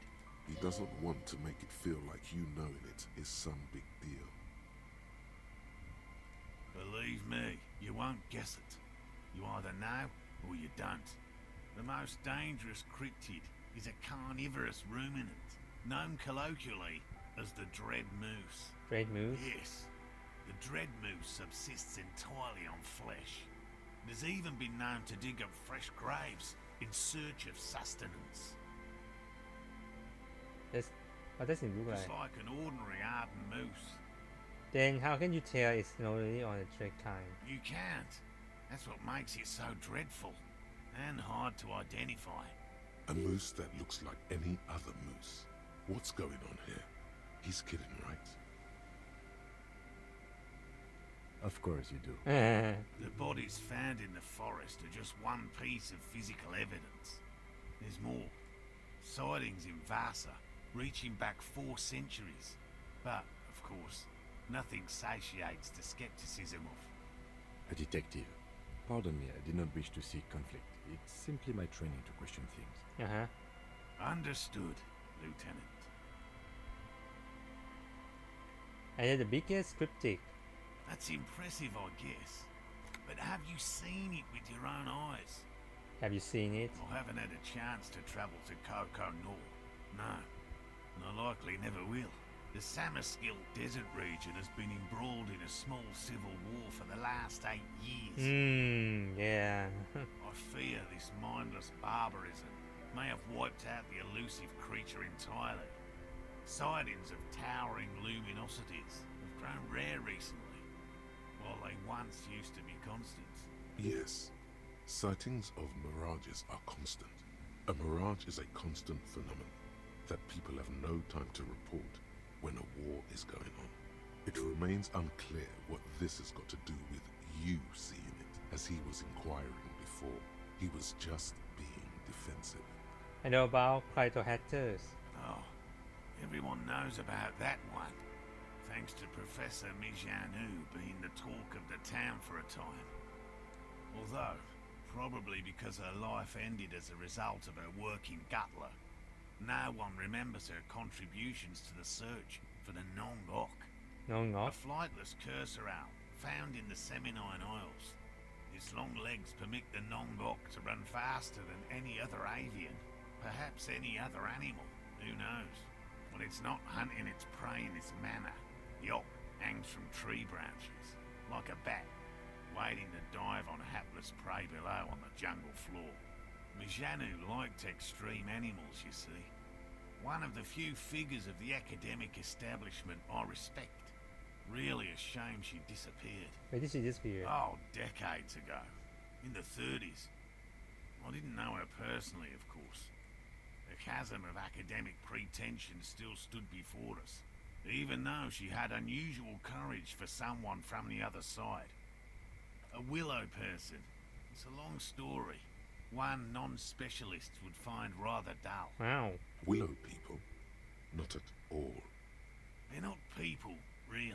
Some argue they aren't really animals, as they seem to have evolved directly from trees. They're very, very thin, almost flat in fact, and can camouflage themselves easily, wrapping themselves around trees and blending in with the tree bark. In that way, they're not too dissimilar from the phasmid we're looking for here. Wait, so I may have seen those. Gary and I painted an entire grove's worth of trees in slow-drying paint. It was a bright lavender colour. I was hoping one of the willow people would get paint on it and not be able to camouflage itself. After waiting in hiding for hours, I saw a figure slip from one of the trees, a lavender shadow dashing through the grove. And then I chased it with a net. Not very elegant. You can't be elegant in the field. And, well, it was faster than me. A lavender shadow. I know you think we were snacking on funny mushrooms. It's easier to mock someone and to admit that the world might be more interesting than you've imagined. Furthermore, I'm not saying it was a confirmed sighting. I'm painfully aware of what goes into verifying such things. There is a serious possibility that I saw a squirrel or a trick of the light. I am my own harshest critic. He makes it a real point here to sound falsifiable. Confirmed. It's 100% verified and meets all the standards of an authentic cryptid sighting. Oh, just tell me about the cool cryptid. No offense, officer, but I'm not much of a pedagogue. I don't know what I would have done if Lena hadn't persuaded me to go back to field research. You should ask her if you want interesting stories. Me? I'm not a people person, unless you haven't noticed. And I don't make a good lecturer. My strength lies in field work and persistence. By all means. We're done here. Yeah, he's coughing. I don't trust it at all. Oh, thank you, game. Let's talking to you then. Hello, I'm Gary. Very generous of you to help us out, officer. Yellow man. I mean, officer. The lieutenant raises his eyebrows slightly and takes out his notebook. Oh, Kim, calm down. Maybe he just doesn't know. Okay? Yellow man. Interesting. This is something to ask him about after a little probing first. I'm just waiting for my friend Morel to finish up with his insect traps so we can return to civilization. Now the level of the great outdoor. I like nature, just not this bloody coast. It's mostly drunks and degenerates that come here. Nobody's perfect. I'm sure you've been tempted to drink. Oh, I've been tempted. But someone has to stay strong for Revocol. He pronounces Revocol with a hard K, unlike other people. Yeah. Serious question time. This man is no innocent. No one is. You say Revocol? I like to pronounce it the hard way.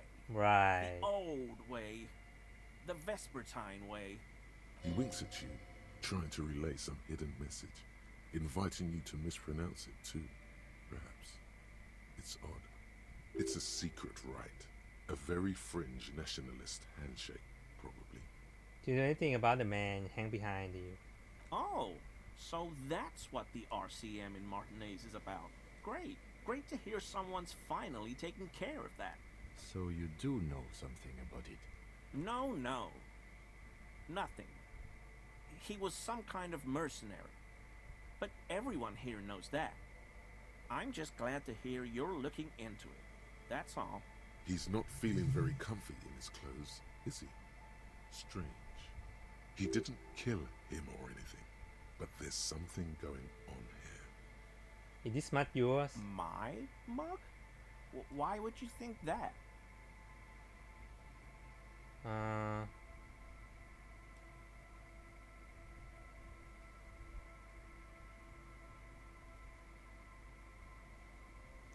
Really? I hear it all the time. All in jest, of course. No offense meant to anyone. Still seems sweet. I mentioned the mark was fine to see in our pitching. Okay, I admit it. I threw the mug away in the trash container behind the hostel. I know I shouldn't have, and I am very sorry, officer. Oh my god, this is the guy in that room. What the fuck, man? You're not going to find me, are you? Well, this is something personal, but nah, I just want permission. Thank you. You won't regret this. I won't use another man's property to dump my garbage ever again. I don't know what got into me, really. Work has been stressful lately. Oh, it's not Damn you. Koiko's price dumping us out of competition. I thought that was you. But are you doing the trash? What did you do, Gary? Nothing. Just answering some questions. Helping out the law. How do you get into the trash container? I know a guy who works with the trash collection services. Woo! CS Municipal. He gave me a master key for the trash containers of Martinez. Why would you need to get into everyone's trash? So I can use the Whirling's trash compactor to store my own stuff. Garbage disposal is expensive as hell. The damn Hemians run it like a mob. I'm sorry, okay? I thought I could cut costs. I shouldn't have. I shouldn't have disgraced myself. Disgraced? No need for the histrionics. Oh my god. It was, after all, just a trash container. He studies his reaction. Gary doesn't answer. Oops. So did you put your clothes victim? Officer, please. Let me explain. It's not like that. Do you? I was only cleaning up. I live right across the yard from where he was hanged, and I saw him stripped naked. All the clothes lying around in the yard, smelling. People are animals, you know? Then what happened? Then I came out to clean up the rags because no one else would. I put them into the Whirling's trash, along with a broken mug, admittedly. Okay, I was coming to throw the mug away, and, well, I threw the mug there and the clothes too. Right. It was just civic duty. Yeah. Exactly. That's exactly what it was. Civic duty. You don't know anything about the victim's missing armor, would you? Armor? No. I mean, yes. Of course. I know he was wearing armor, but I don't know anything about it. An infant could see he's not telling the truth, but he's too scared to admit more wrong. Okay, Gary. There's something going on here. You should observe him more closely after this topic is concluded. I hope I could help your investigation, in my small way. Don't be so relieved yet, Gary. This bad cop may have been in your apartment, admiring your mug collection.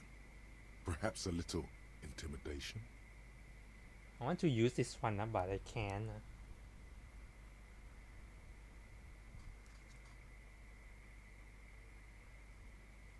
Are you cryptozoologist? No. I help Morel with research sometimes, and I've learned some things along the way. But I don't usually go in for picnics like this on my own. What does he do then? This feels like a good opportunity to dominate him. What do you do then, if not cryptozoology? Oh, this and that. Sounds shady. Officer, I would never. I just didn't want to bore you with unnecessary detail. Oh, come on. I work as a special courier. You know, urgent deliveries, overnight deliveries, deliveries to out-of-the-way locations. Okay, what kind of things? Oh, I don't know the contents, officer. Part of my job is discretion. Great, another one who doesn't know. Okay. He's trying too hard to seem untroubled by your question. The rigidity in his posture gives him away. Do you deliver drugs? No. That's far too dangerous. Besides, dealing drugs isn't for people like me and you, officer. What about guns? No, nothing like that. I leave that to companies with hundreds of years of tradition in arms manufacturing. No need for an amateur like me cutting it. What about the letters? What do I look like? A pansy? Besides, that kind of cavorting goes against the community values that would strengthen our city. You're a simple cop. Ask him a simple question. He can't beat around the bush much longer. Alright, come on. You already behaved suspiciously. Okay, fine. You got me. I'm a special topping pie delivery courier. What? You heard me. I deliver topping pies. What? It's temporary. I'm looking for another job. Not many jobs for good men out there these days. You say you deliver special topping pie. What makes this topping pie special then? They're wheat-free and vegan and huge. He's thinking of a way to gain some advantage from his embarrassing situation. That's basically it. I'm a pie delivery man. How about we change the subject? I'm satisfied. Are you satisfied? Because I am. No, I'm not satisfied.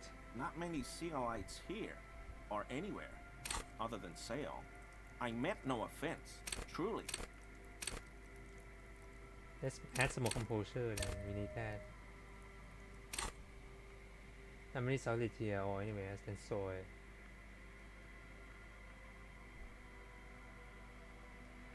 Do you have problem with soy? No, no problem at all. 42% even no. So Gary, you live nearby the apartment in Martinez. Sure do, officer. His eye is narrow slightly. He's wondering where this is going.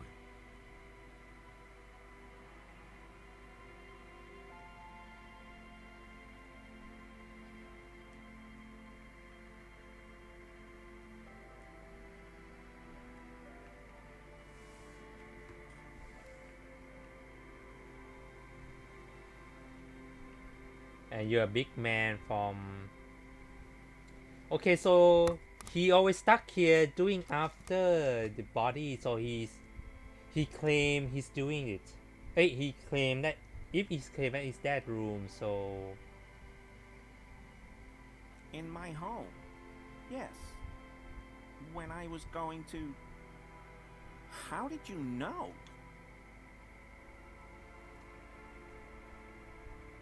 Should I tell him about Claire?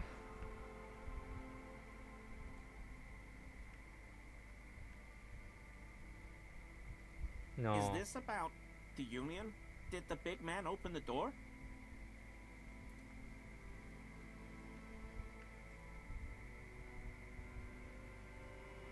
No, don't worry, I didn't go in. So you work for Everard Clare? Officer, please tell him we're good. No, tell him I'll make it up to him. What have I done? He'll send the muscle after me.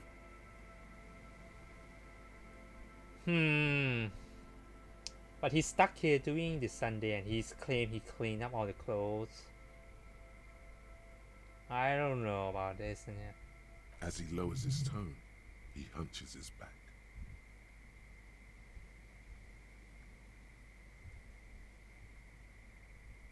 Yeah, I don't know what it was, but he doesn't like you. I was probably talking too loud in the whirling the other night. About some theories. Stupid. Shouldn't have run my mouth loud like that. I won't do it again. If there's anything I can do to assist you, or the Union, just ask, okay? I'll try to help if I can. This scared him proper. He's positively melting from fear. Has to prop himself up with a lot of anger to keep it together. The weather vane has turned. He cannot be unturned. Yeah. He clearly liked his squirming. He may even have changed his mind about the whole door opening operation. Yeah, I make him scared. Alright. Please. That yes. shirt looks very uncomfortable on him.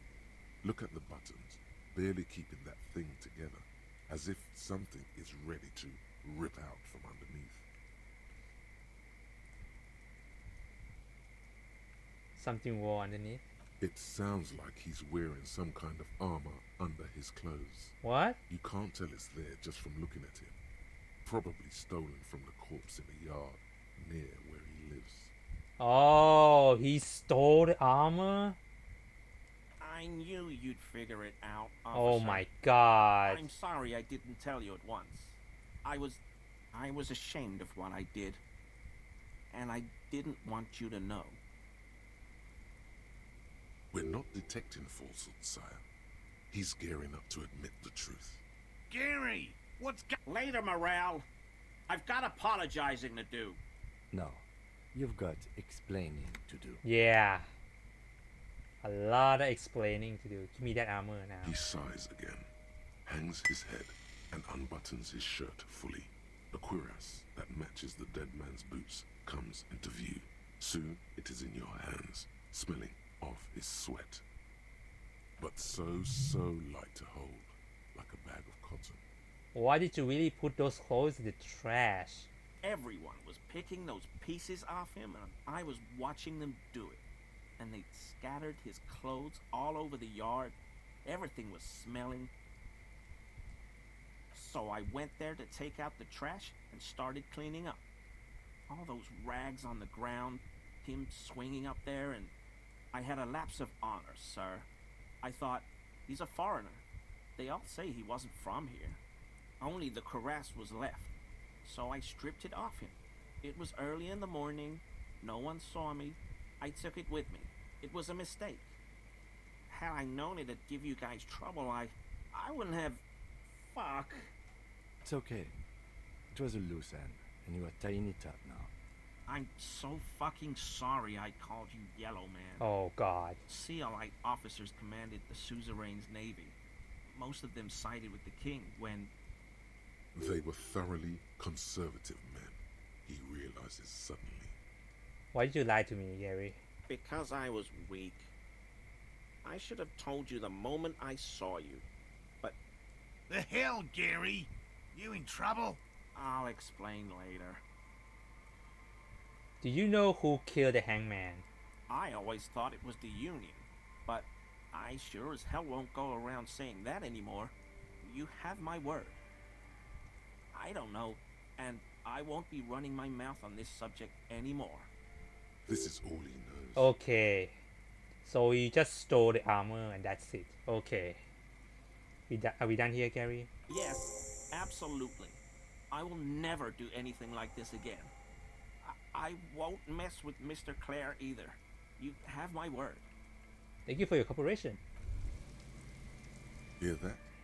Magnesium. That's what you're lacking. The lack of magnesium has you slouched.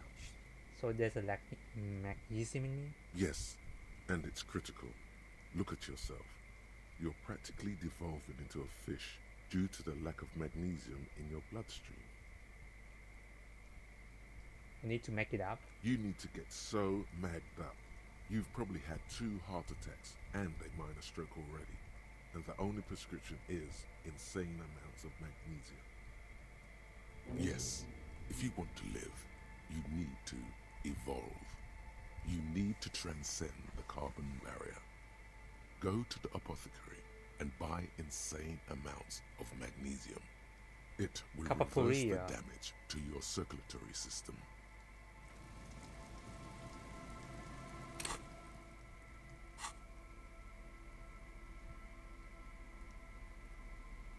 Oh, look at that armor. So I got gloves and the shirts, but not the boots. The boots already in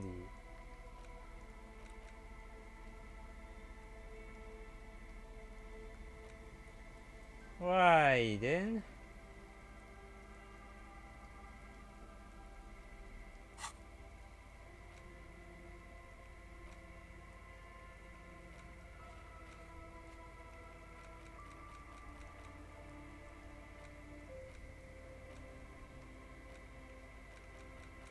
I mean, look at that.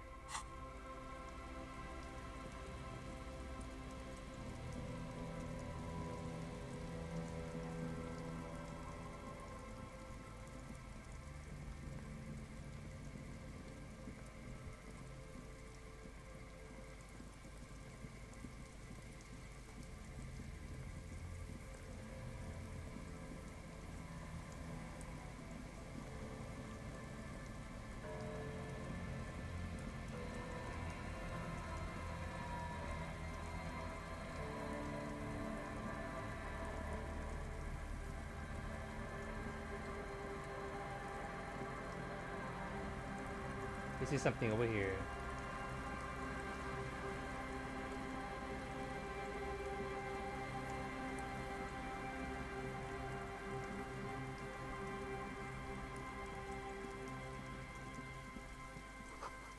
Barrier. What's this?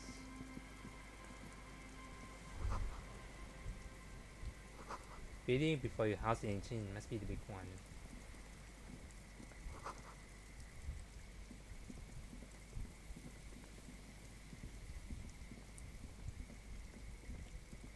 What the fuck is this one? Oh, this is the one, okay.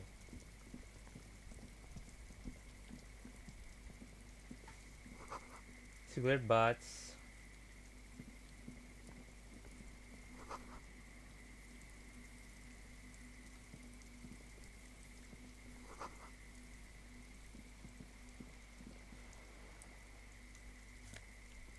Necktie.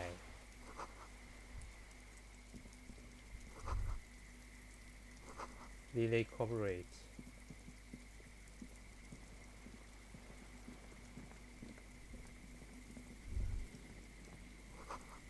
Make mental notes. Mental notes.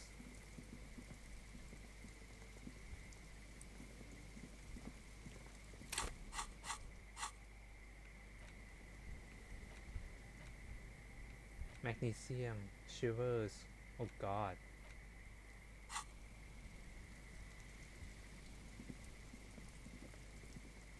There's a trap in the reeds at your feet.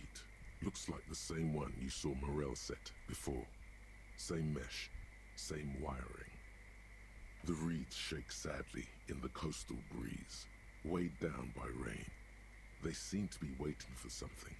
The wind picks up here, near the cape's end, surrounding the narrow strip of land from 3 cardinal directions. It's cold for this time of year. Locusts are crawling around in the trap, confused but uneaten. You see no carnivorous reed phasmid gorging on them. Big surprise. Anyway, 1 down, 3 to go.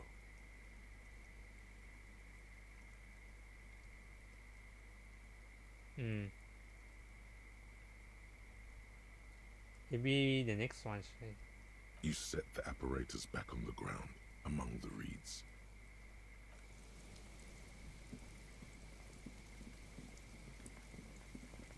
Wait.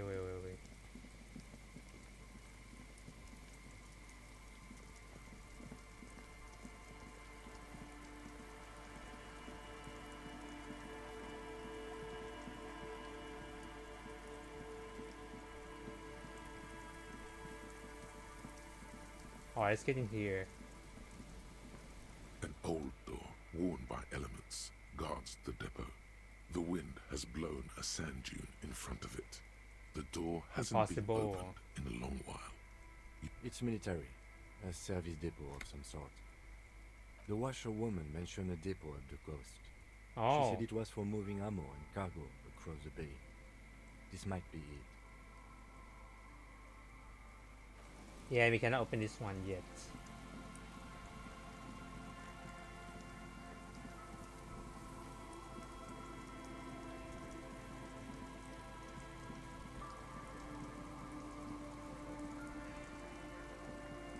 Let's get in the church. Heavy wooden doors, more than twice your height, stand shut in front of you. The rectangular sea-worn ornamentation appears in stark contrast to the padlock, carelessly drilled into the wood. The carving on the door is block-like and angular, like the church itself. 2 large beams shoot downwards, sinking into the wood before they reach the threshold. The surface is smooth from the wind, but moist to the touch. This cheap-looking padlock is sturdily built. It shackles together a hasp and a staple screwed into the wooden door. The lock is adorned with a yellow sticker. It'll be easier to break the staple than the lock. Also, that sticker is interesting, somehow. Look at sticker. You see a yellow circle with 2 X's and a big curve below them that looks like a mouth.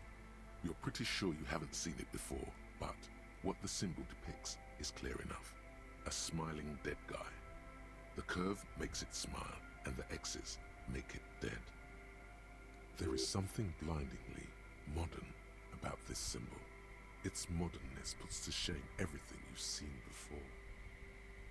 What makes it so modern? It's the contrast between the cheery, chemical yellow and the rigor mortis.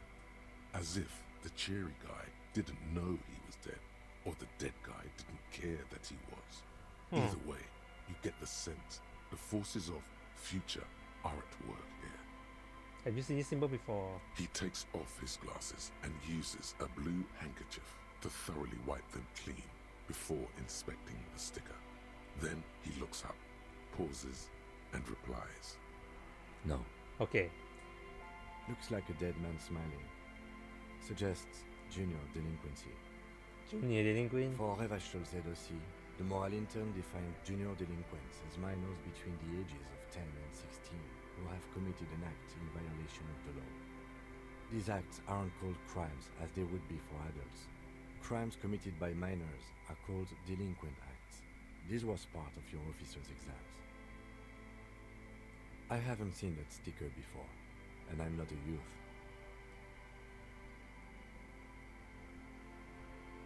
That level of conceptual thinking is not part of my skill set. There's nothing like the sound of a sticker unpeeling. Now it's stuck to your thumb.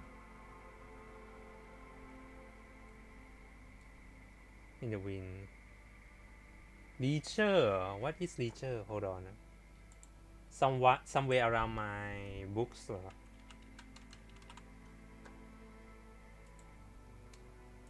A book collection. Oh, financing trouble. Voila. Looks very modern. Yeah, really modern. You're part of the future brigade now, and so is your formerly humdrum ledger. Neon, baby. Yeah. The lock turns easily. You hear a click as the shackle pops open. Let's go. A great whoosh of air rushes into the dark innards of the church, as though rushing to fill a great vacuum in the heart of the city. Here we go. Wait, what?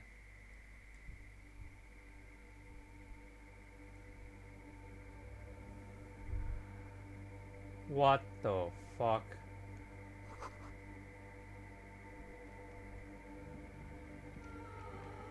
Okay. Wooden figure looks like half finished.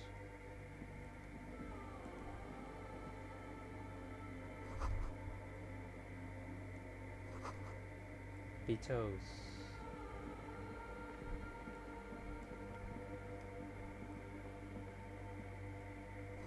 Prayer book. What's this? A boy's favorite water. Water? What? The silence in this part of the church, it's almost palpable. All the shifting matter and shuffling of living things is gone. Nothing seems to exist beyond the church anymore. Maybe if you were to stand in just the right spot, even your footsteps would be completely silent. I think I still hear something. And then it's gone. Oh. Almost all of it. But for the faintest of hums, you can hardly hear your own breathing.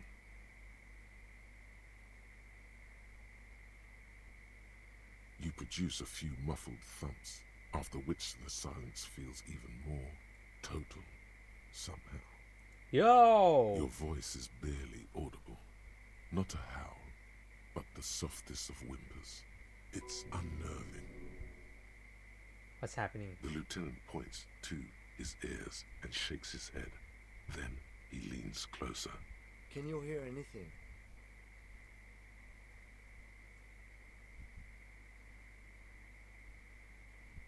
The church just has strange acoustics, some engineering trick. Maybe the church was designed this way to prevent boisterous activity, singing and dancing on its premises. Maybe they want to discourage singing.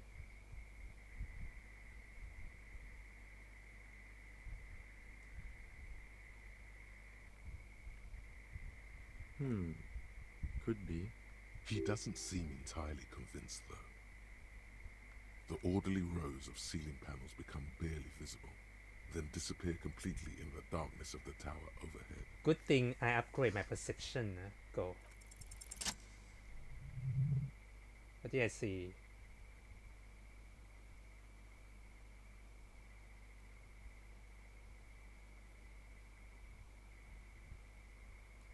It's like there's something moving up there. A shadow has emerged from the tower and it's making its way toward you through all the other shadows. On the ceiling? Yes. The darkness makes the ceiling feel infinitely far away. It's not a shadow anymore, becoming more substantial as it gets closer. The shape of an animal descends. Officer, is there something up there? Oh no. You've lost sight of it. Where did it go? Blink. Oh, what the? You see something hanging from the rafters, looking straight at you with dark eyes. Maybe it's possible to talk to it. Okay, I don't know what it is, but just in case, I don't want to die. Hold on. Hi, bro. Not creepy at all.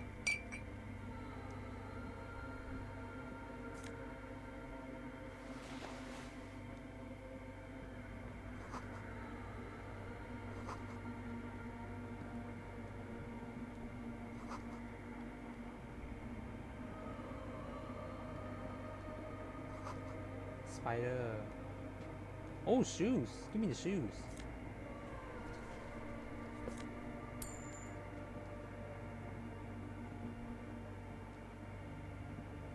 A machine stands in the corner. Another mainframe. Watched over by the figures on the stained glass window. It's turned on and quivering with soft electricity. Another radio computer. And this time it's already turned on. We should leave. I doubt this place bears any connection to the case. Okay, let's leave for now. Oh, now, thank you, game. We caught something. What's on the board?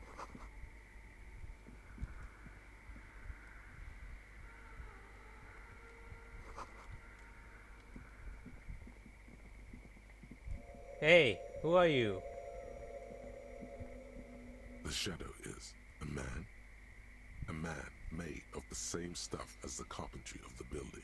He is studying you intently. The crab man. Who was there? The man leaned forward a little, fixing you with a steady, unreadable gaze, then speaks. Habitual alcohol use has made you into a scared little pussy, Holmes. What? But don't worry. Everything's gonna be alright. You come to the right place.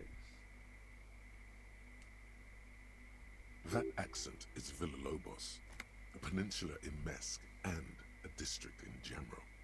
There's a sizable contingent of Villalobos-speaking Mesks in Revachol. Right faith or what? Here you could receive the mother's love. Ah. And when you're ready, she will take your hand and lift you out of the despair at the bottom of that bottle. This man is obviously a habitual narcotics user. Yeah. Do we really need to question him? Hey, and what was that about the bottle again? You haven't even drank that much lately. Lay off it already. Sheesh. Oh yeah, sure. You don't know anything about alcohol use. You got it all under control, Wade. I could smell the control all the way over here.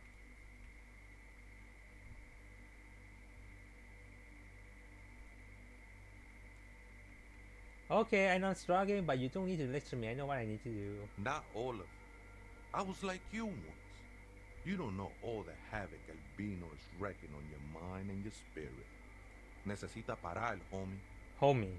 You know, actually, since we're here, you may want to pay attention to what the ceiling climber is saying. Now you're interesting, Kim.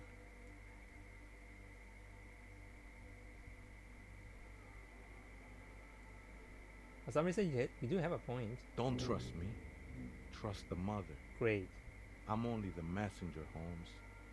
Homies, you know. Inspector trap.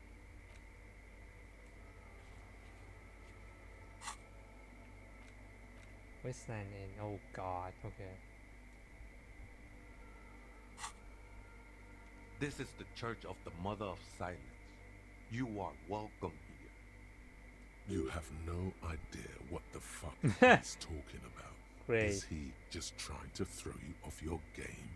Whatever it is, he's quite confident about it. Just look how gracefully he sways. 'Tis not an act, my liege. Save him perchance he hath deceived his very self. This man is a zealot. You must be the crab man. Never known myself to be a crab. But if that's the name you got for me, I won't stop you from using it.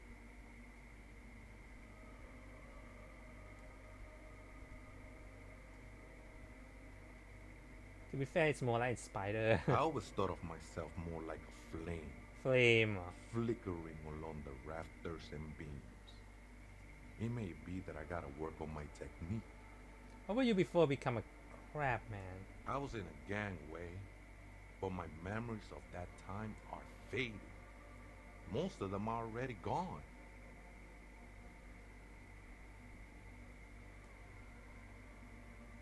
So you used to be in a gang.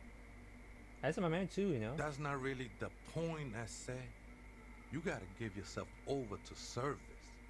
Service of the mother, that is. Do you remember your name, sir? The lieutenant is not particularly interested in this information.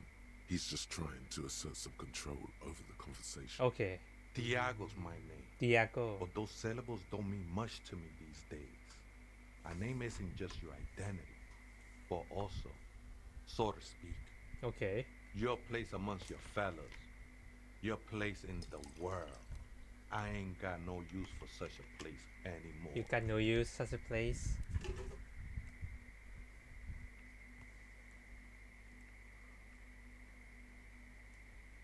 I'm Henry. That's just the thing, Holmes. None of that matters. Great. You're that kind of person. What are you doing here? This is a special place. There's a perforation in the world up there. A way out into nothingness. This church was built around it for purposes of veneration.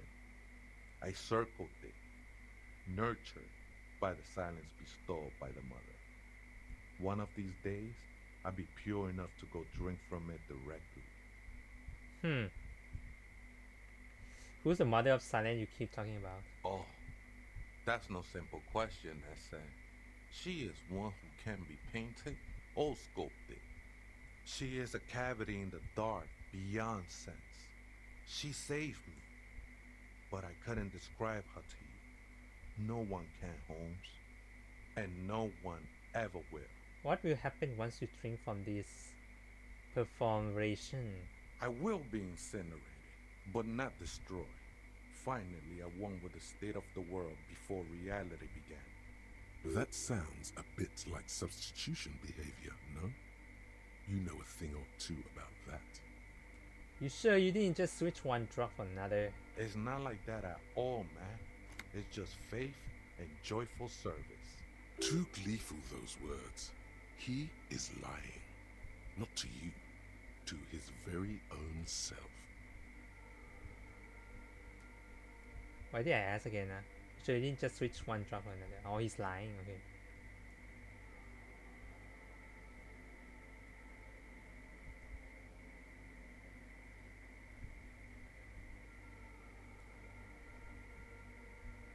But it's some kind of drug. I heard that before, Wade. And I know I can't convince you on the spot. But think, when's the last time you woke up from silent communion with a hangover, regretting what you did last night? Hey, not judging, but I got drug problem myself. I can see, and it saddens me. But devotion can save you. It saved me. I mean, agree to disagree. I know it will take time. Don't sweat it. I still don't I understand. know it will take time. Don't sweat it.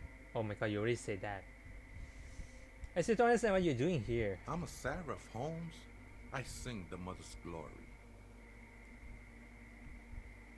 It doesn't make any sense for you to sing if she's the mother's science.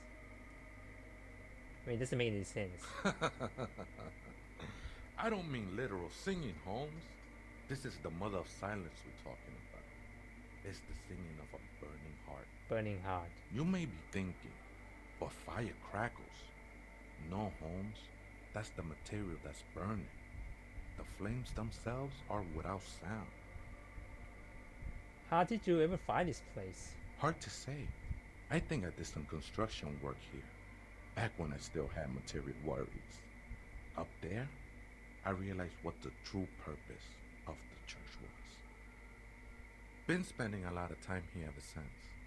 The past is nothing to me now, Way. It didn't belong to me. Are these yours? I think they were. You were. A long time ago. I had to shed them like skins to get closer to the center of the silence. You could have them. I don't need them anymore. They look pretty dapper, actually. Ah, thanks, game.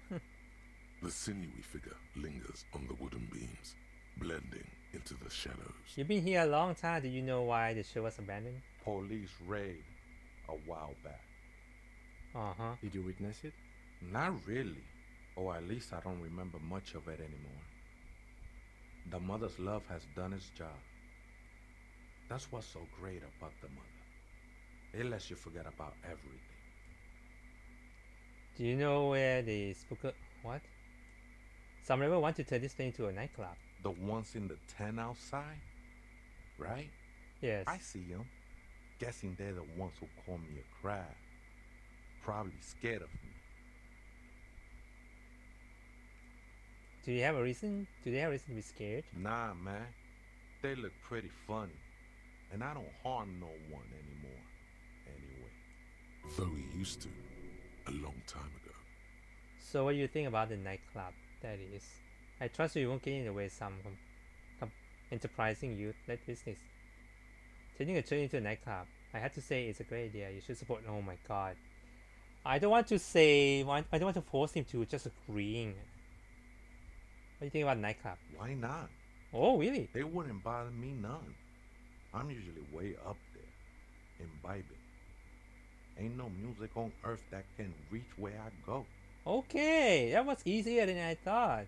Might even be nice to have some company. The ones in the tent outside? Right? I see them. Guessing they're the ones who call me a crab. Probably scared of me.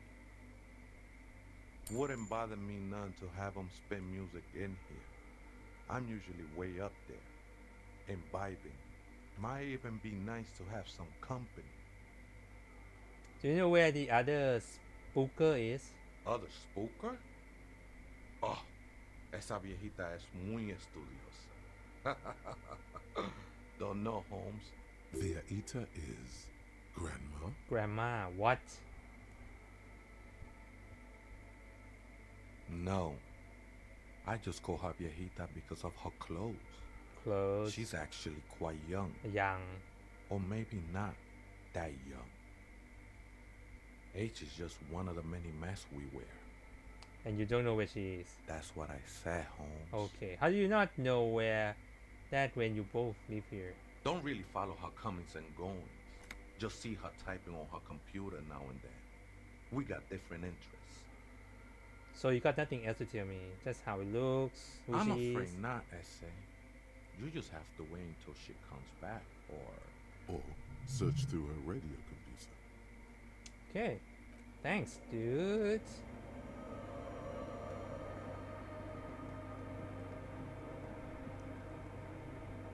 A machinist, the lieutenant, doesn't say anything, but you can sense that he doesn't like you meddling with the machine. It's also quite similar to the one we have down at the station. Yeah. Must be the same model. The one you saw earlier was the Ream Civic. This is the Ream Prefect. Prefect. Model number RC7024, equipped with a Fell mainframe and a Ream-compatible interim printer. The Ream Prefect is the governmental version of the commonly used Ream Civic model. Although mostly based on the same technology, the Ream Prefect is equipped with better noise attenuation circuits. You see fluorescent play and print buttons on the keyboard. A hatch connected to the central compartment is wide open. The lieutenant says nothing. You see the machine's glowing frame reflected back from his diamond-shaped glasses. You're free to proceed. Behind the hatch sits a cube-like crisscross of filaments, smoldering in the dark like fireflies. Silver tape on the side says, in black marker, log, February to March. February to March. Another filament memory. Press play to talk with the repeater. Oh shit. The speaker comes to life. Static seeps through the machine's planar magnetic driver. An old lady greets you. Her voice sounds 100 years old. Good afternoon. Votre accident on Saint-Brune. This is the East Insulindia. It's the same old woman you spoke with through the radio computer in the doomed commercial area. Hey, Eva, it's me again. How are you? Good, thank you. Please repeat. Is this the personal log?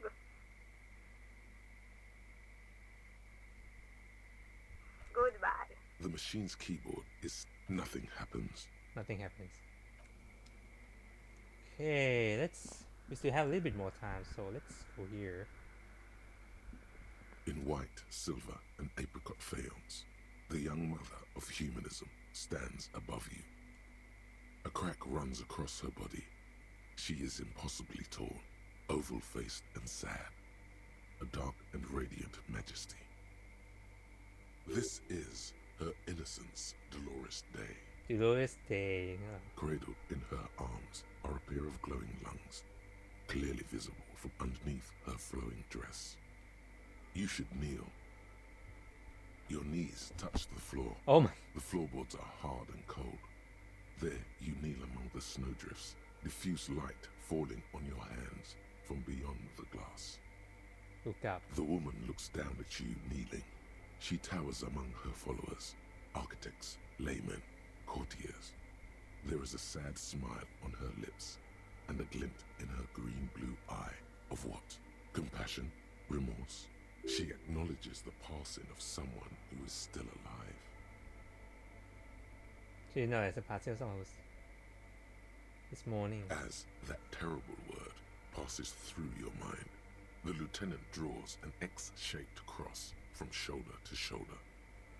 Your fingertips touch your chest 4 times.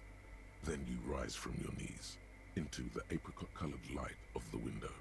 Above you, the woman still smiles her distant smile, sundered by the crack in the glass. This is Dolores there. The old woman in the village was right. This must be the Dolorian Church of Humanity in Martinez, or the small Pinewood Church in some records. You know this place? It's a minor landmark, not easy to find. Most maps misplace it. It was built not long after Revachol's founding, 300 or so years ago, by first-generation settlers. On the coast of an uninhabited archipelago where only animals had roamed before, in the wild reeds. What else do you know? There used to be 7 stave churches on the coast. Les Setsa, they call them. The 7 Sisters. Only one remains. The rest were burnt in the revolution or used for building materials. We should be respectful here, although the building appears to be deserted. I do not believe we'll find anything connected to the lynching here. Yeah. Something else, perhaps. Respectful? Is the lieutenant a follower of DeLoreanism? Are you followers? Yes, we all are. Oh! Name, body and rule are synonymous with humanism. The laws we enforce are DeLorean in origin. I didn't know you were spiritual. It's not spiritual, it's constitutional. Huh. The DeLorean system does not demand faith, only accordance. Despite the damage you've done to yourself, the title appears lodged in your hippocampus. This is her innocence, Dolores Day. The innocence of humanism, internationalism, and the welfare state. Perhaps the most famous human being ever to have lived. No amount of Commodore Red can wipe her sad smile from your brain thing. It has survived the deluge and haunts you still, and will haunt you forever, as it haunts all men. Makes sense. What else do I know about her? Many things. You know she was a woman of the court, the wife of an influential Marchese, and eventually the principal advisor to Irene La Navigateur, Queen of Serene, modern-day Sir Laclay. Also that she was gorgeous beyond beauty. Terribly, women of the court were expected to play both contract bridge and chess sufficiently well to prove an interesting challenge to a man. A simple grasp in matters of philosophy, theology, and science was encouraged. She was, by all means, a kept woman. She made the most of her position in the ante-DeLorean court, a court visited by the most prominent thinkers and artists of the day. In secret, she was becoming the era's preeminent philosopher of the state. A scalpel, a piercing gaze. She was an almost preternaturally magnetic and intelligent individual. Right. To her contemporaries, she appeared out of time, a messenger from the future of the species. We all fell in love with her, head over heels. Even before she was declared an innocence, her influence was tremendous. How come? It was on her advice that Irene Le Navigateur sponsored a number of voyages into the Pale.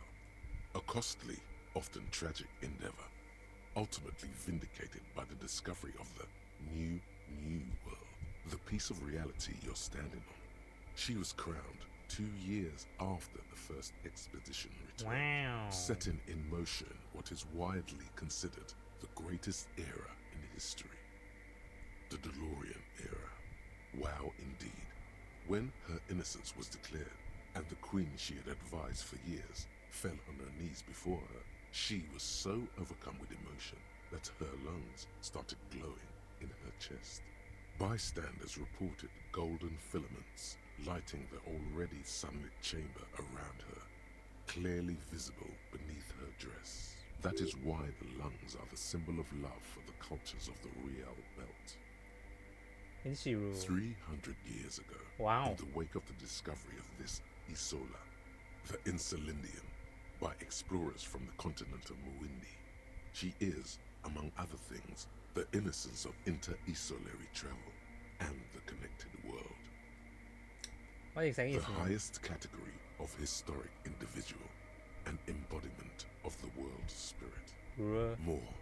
An innocence is elected to office by the founding party, a precedent that has taken place a mere 6 times in the entirety of history. The legal system of the Riel Belt is built to accommodate an authentic rule should it coincide with our time. An innocence is infallible.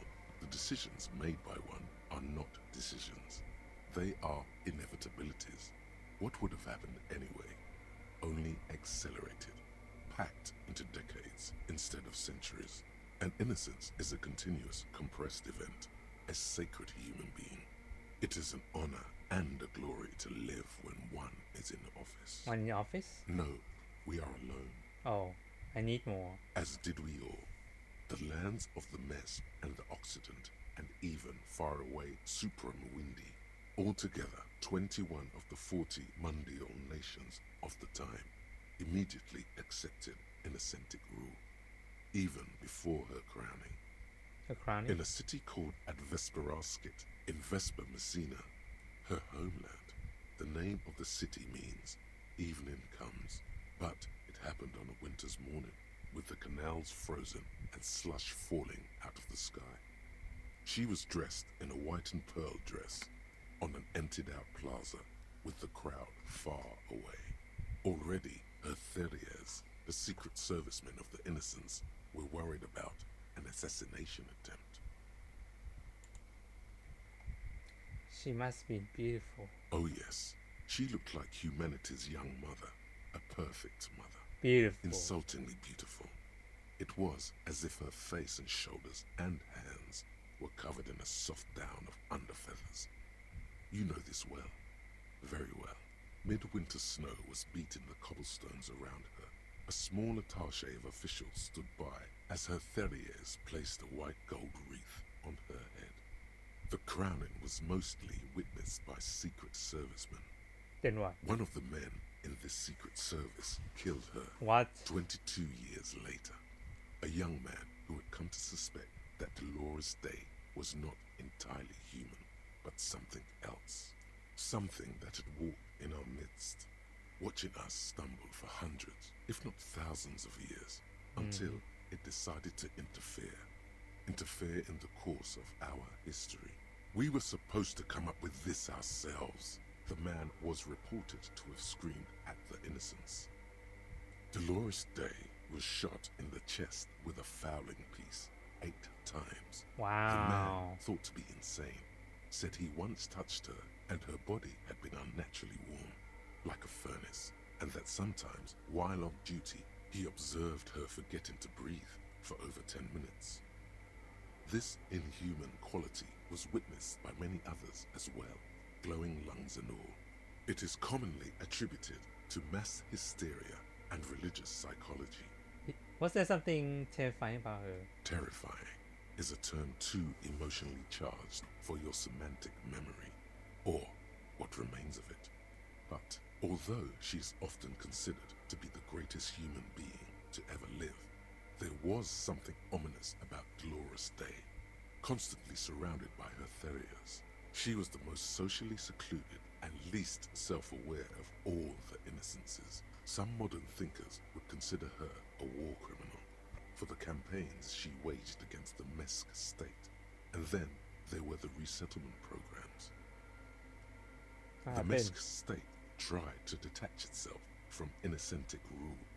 Parts of the world were experiencing whiplash from accelerating into secularism. Her mandatory education programs and mass resettlement of upstream Marguerite were problematic as well. Dissenters were suppressed by a military force she called the Army of Humanity, suggesting those who fight against it are not part of humanity. She adored chess, yes, but also military war games. Dolores Day often holds a tiny tin soldier between her index finger and thumb in icons such as this. She was also blonde, the blondest woman you have ever seen, with green eyes the color of the Pacentic, Mare Interregnum. Little is known of her Marchese husband. It's as if he vanished from history after completing Oh, hi, his Joe role, Boy Keen. which was Welcome. to introduce Dolores Day to court. I'm doing good. In How are you conclusion, doing? Yes, Thank you for there coming. is something lonely, paranoid, and even terrifying that people seldom mention, but feel when they think of her. This subtle terror is part of her iconography. Lieutenant Yefreiter, you've stood there for over 5 minutes. Thank you. What are you thinking of, if I may ask?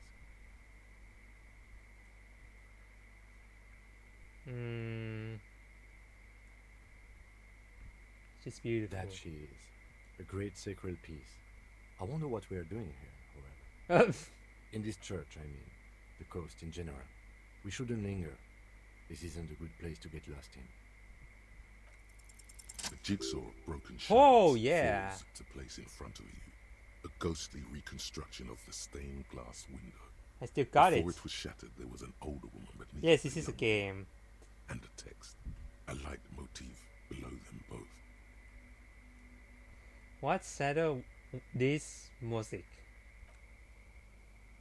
Unknown. Oh, great. A motor carriage, a gunshot, someone falling into it, or maybe just hooligans looking for something to break. Who is this older woman? The escutcheon on her throne says, Irene the Navigator. Irene. She is depicted as an older woman wearing thick-rimmed eyeglasses, holding a golden Reichsapfel in one hand and a scepter in the other. This is the queen her innocence advised. Above, she herself is whole.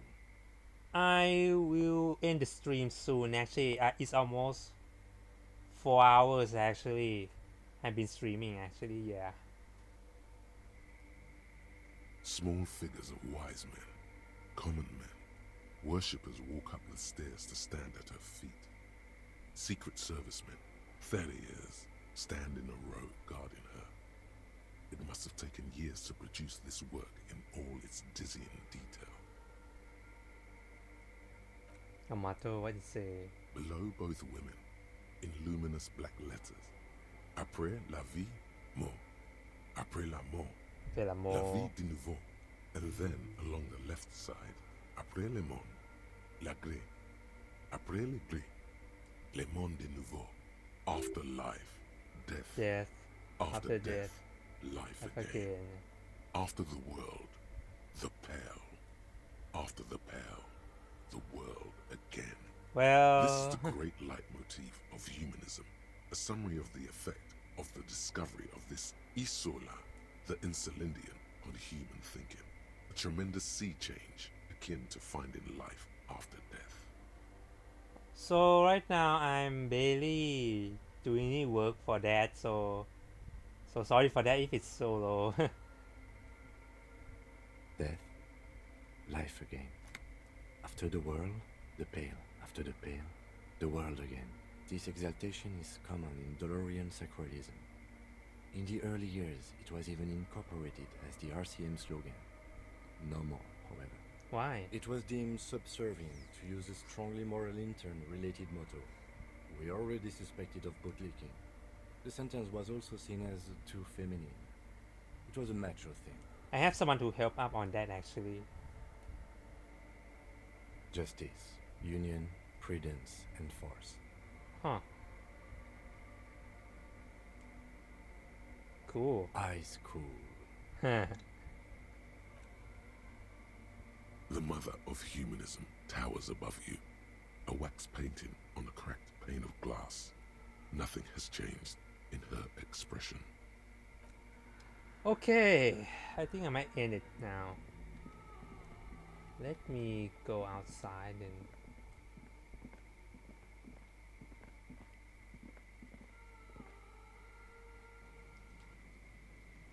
hold on before we end it. Let me check what I do have. I have some shoes and tie. Scarf. Elegies, what?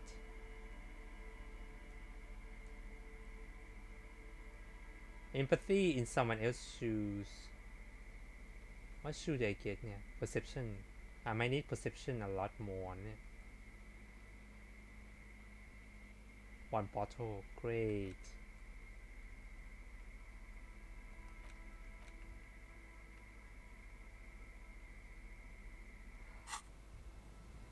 Okay, I'm done. I'm done for today. Let me save first and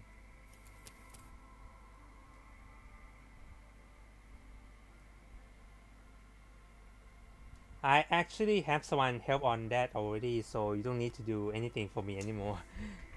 So we will be back for more of this game. Actually, let me just do this, and there you go. So see you guys on the next stream. I'm having fun actually. So see you guys on the next stream. My name is To, and this is To Get Rich Channel. I hope you have a great day and a great night. So yeah, good night guys.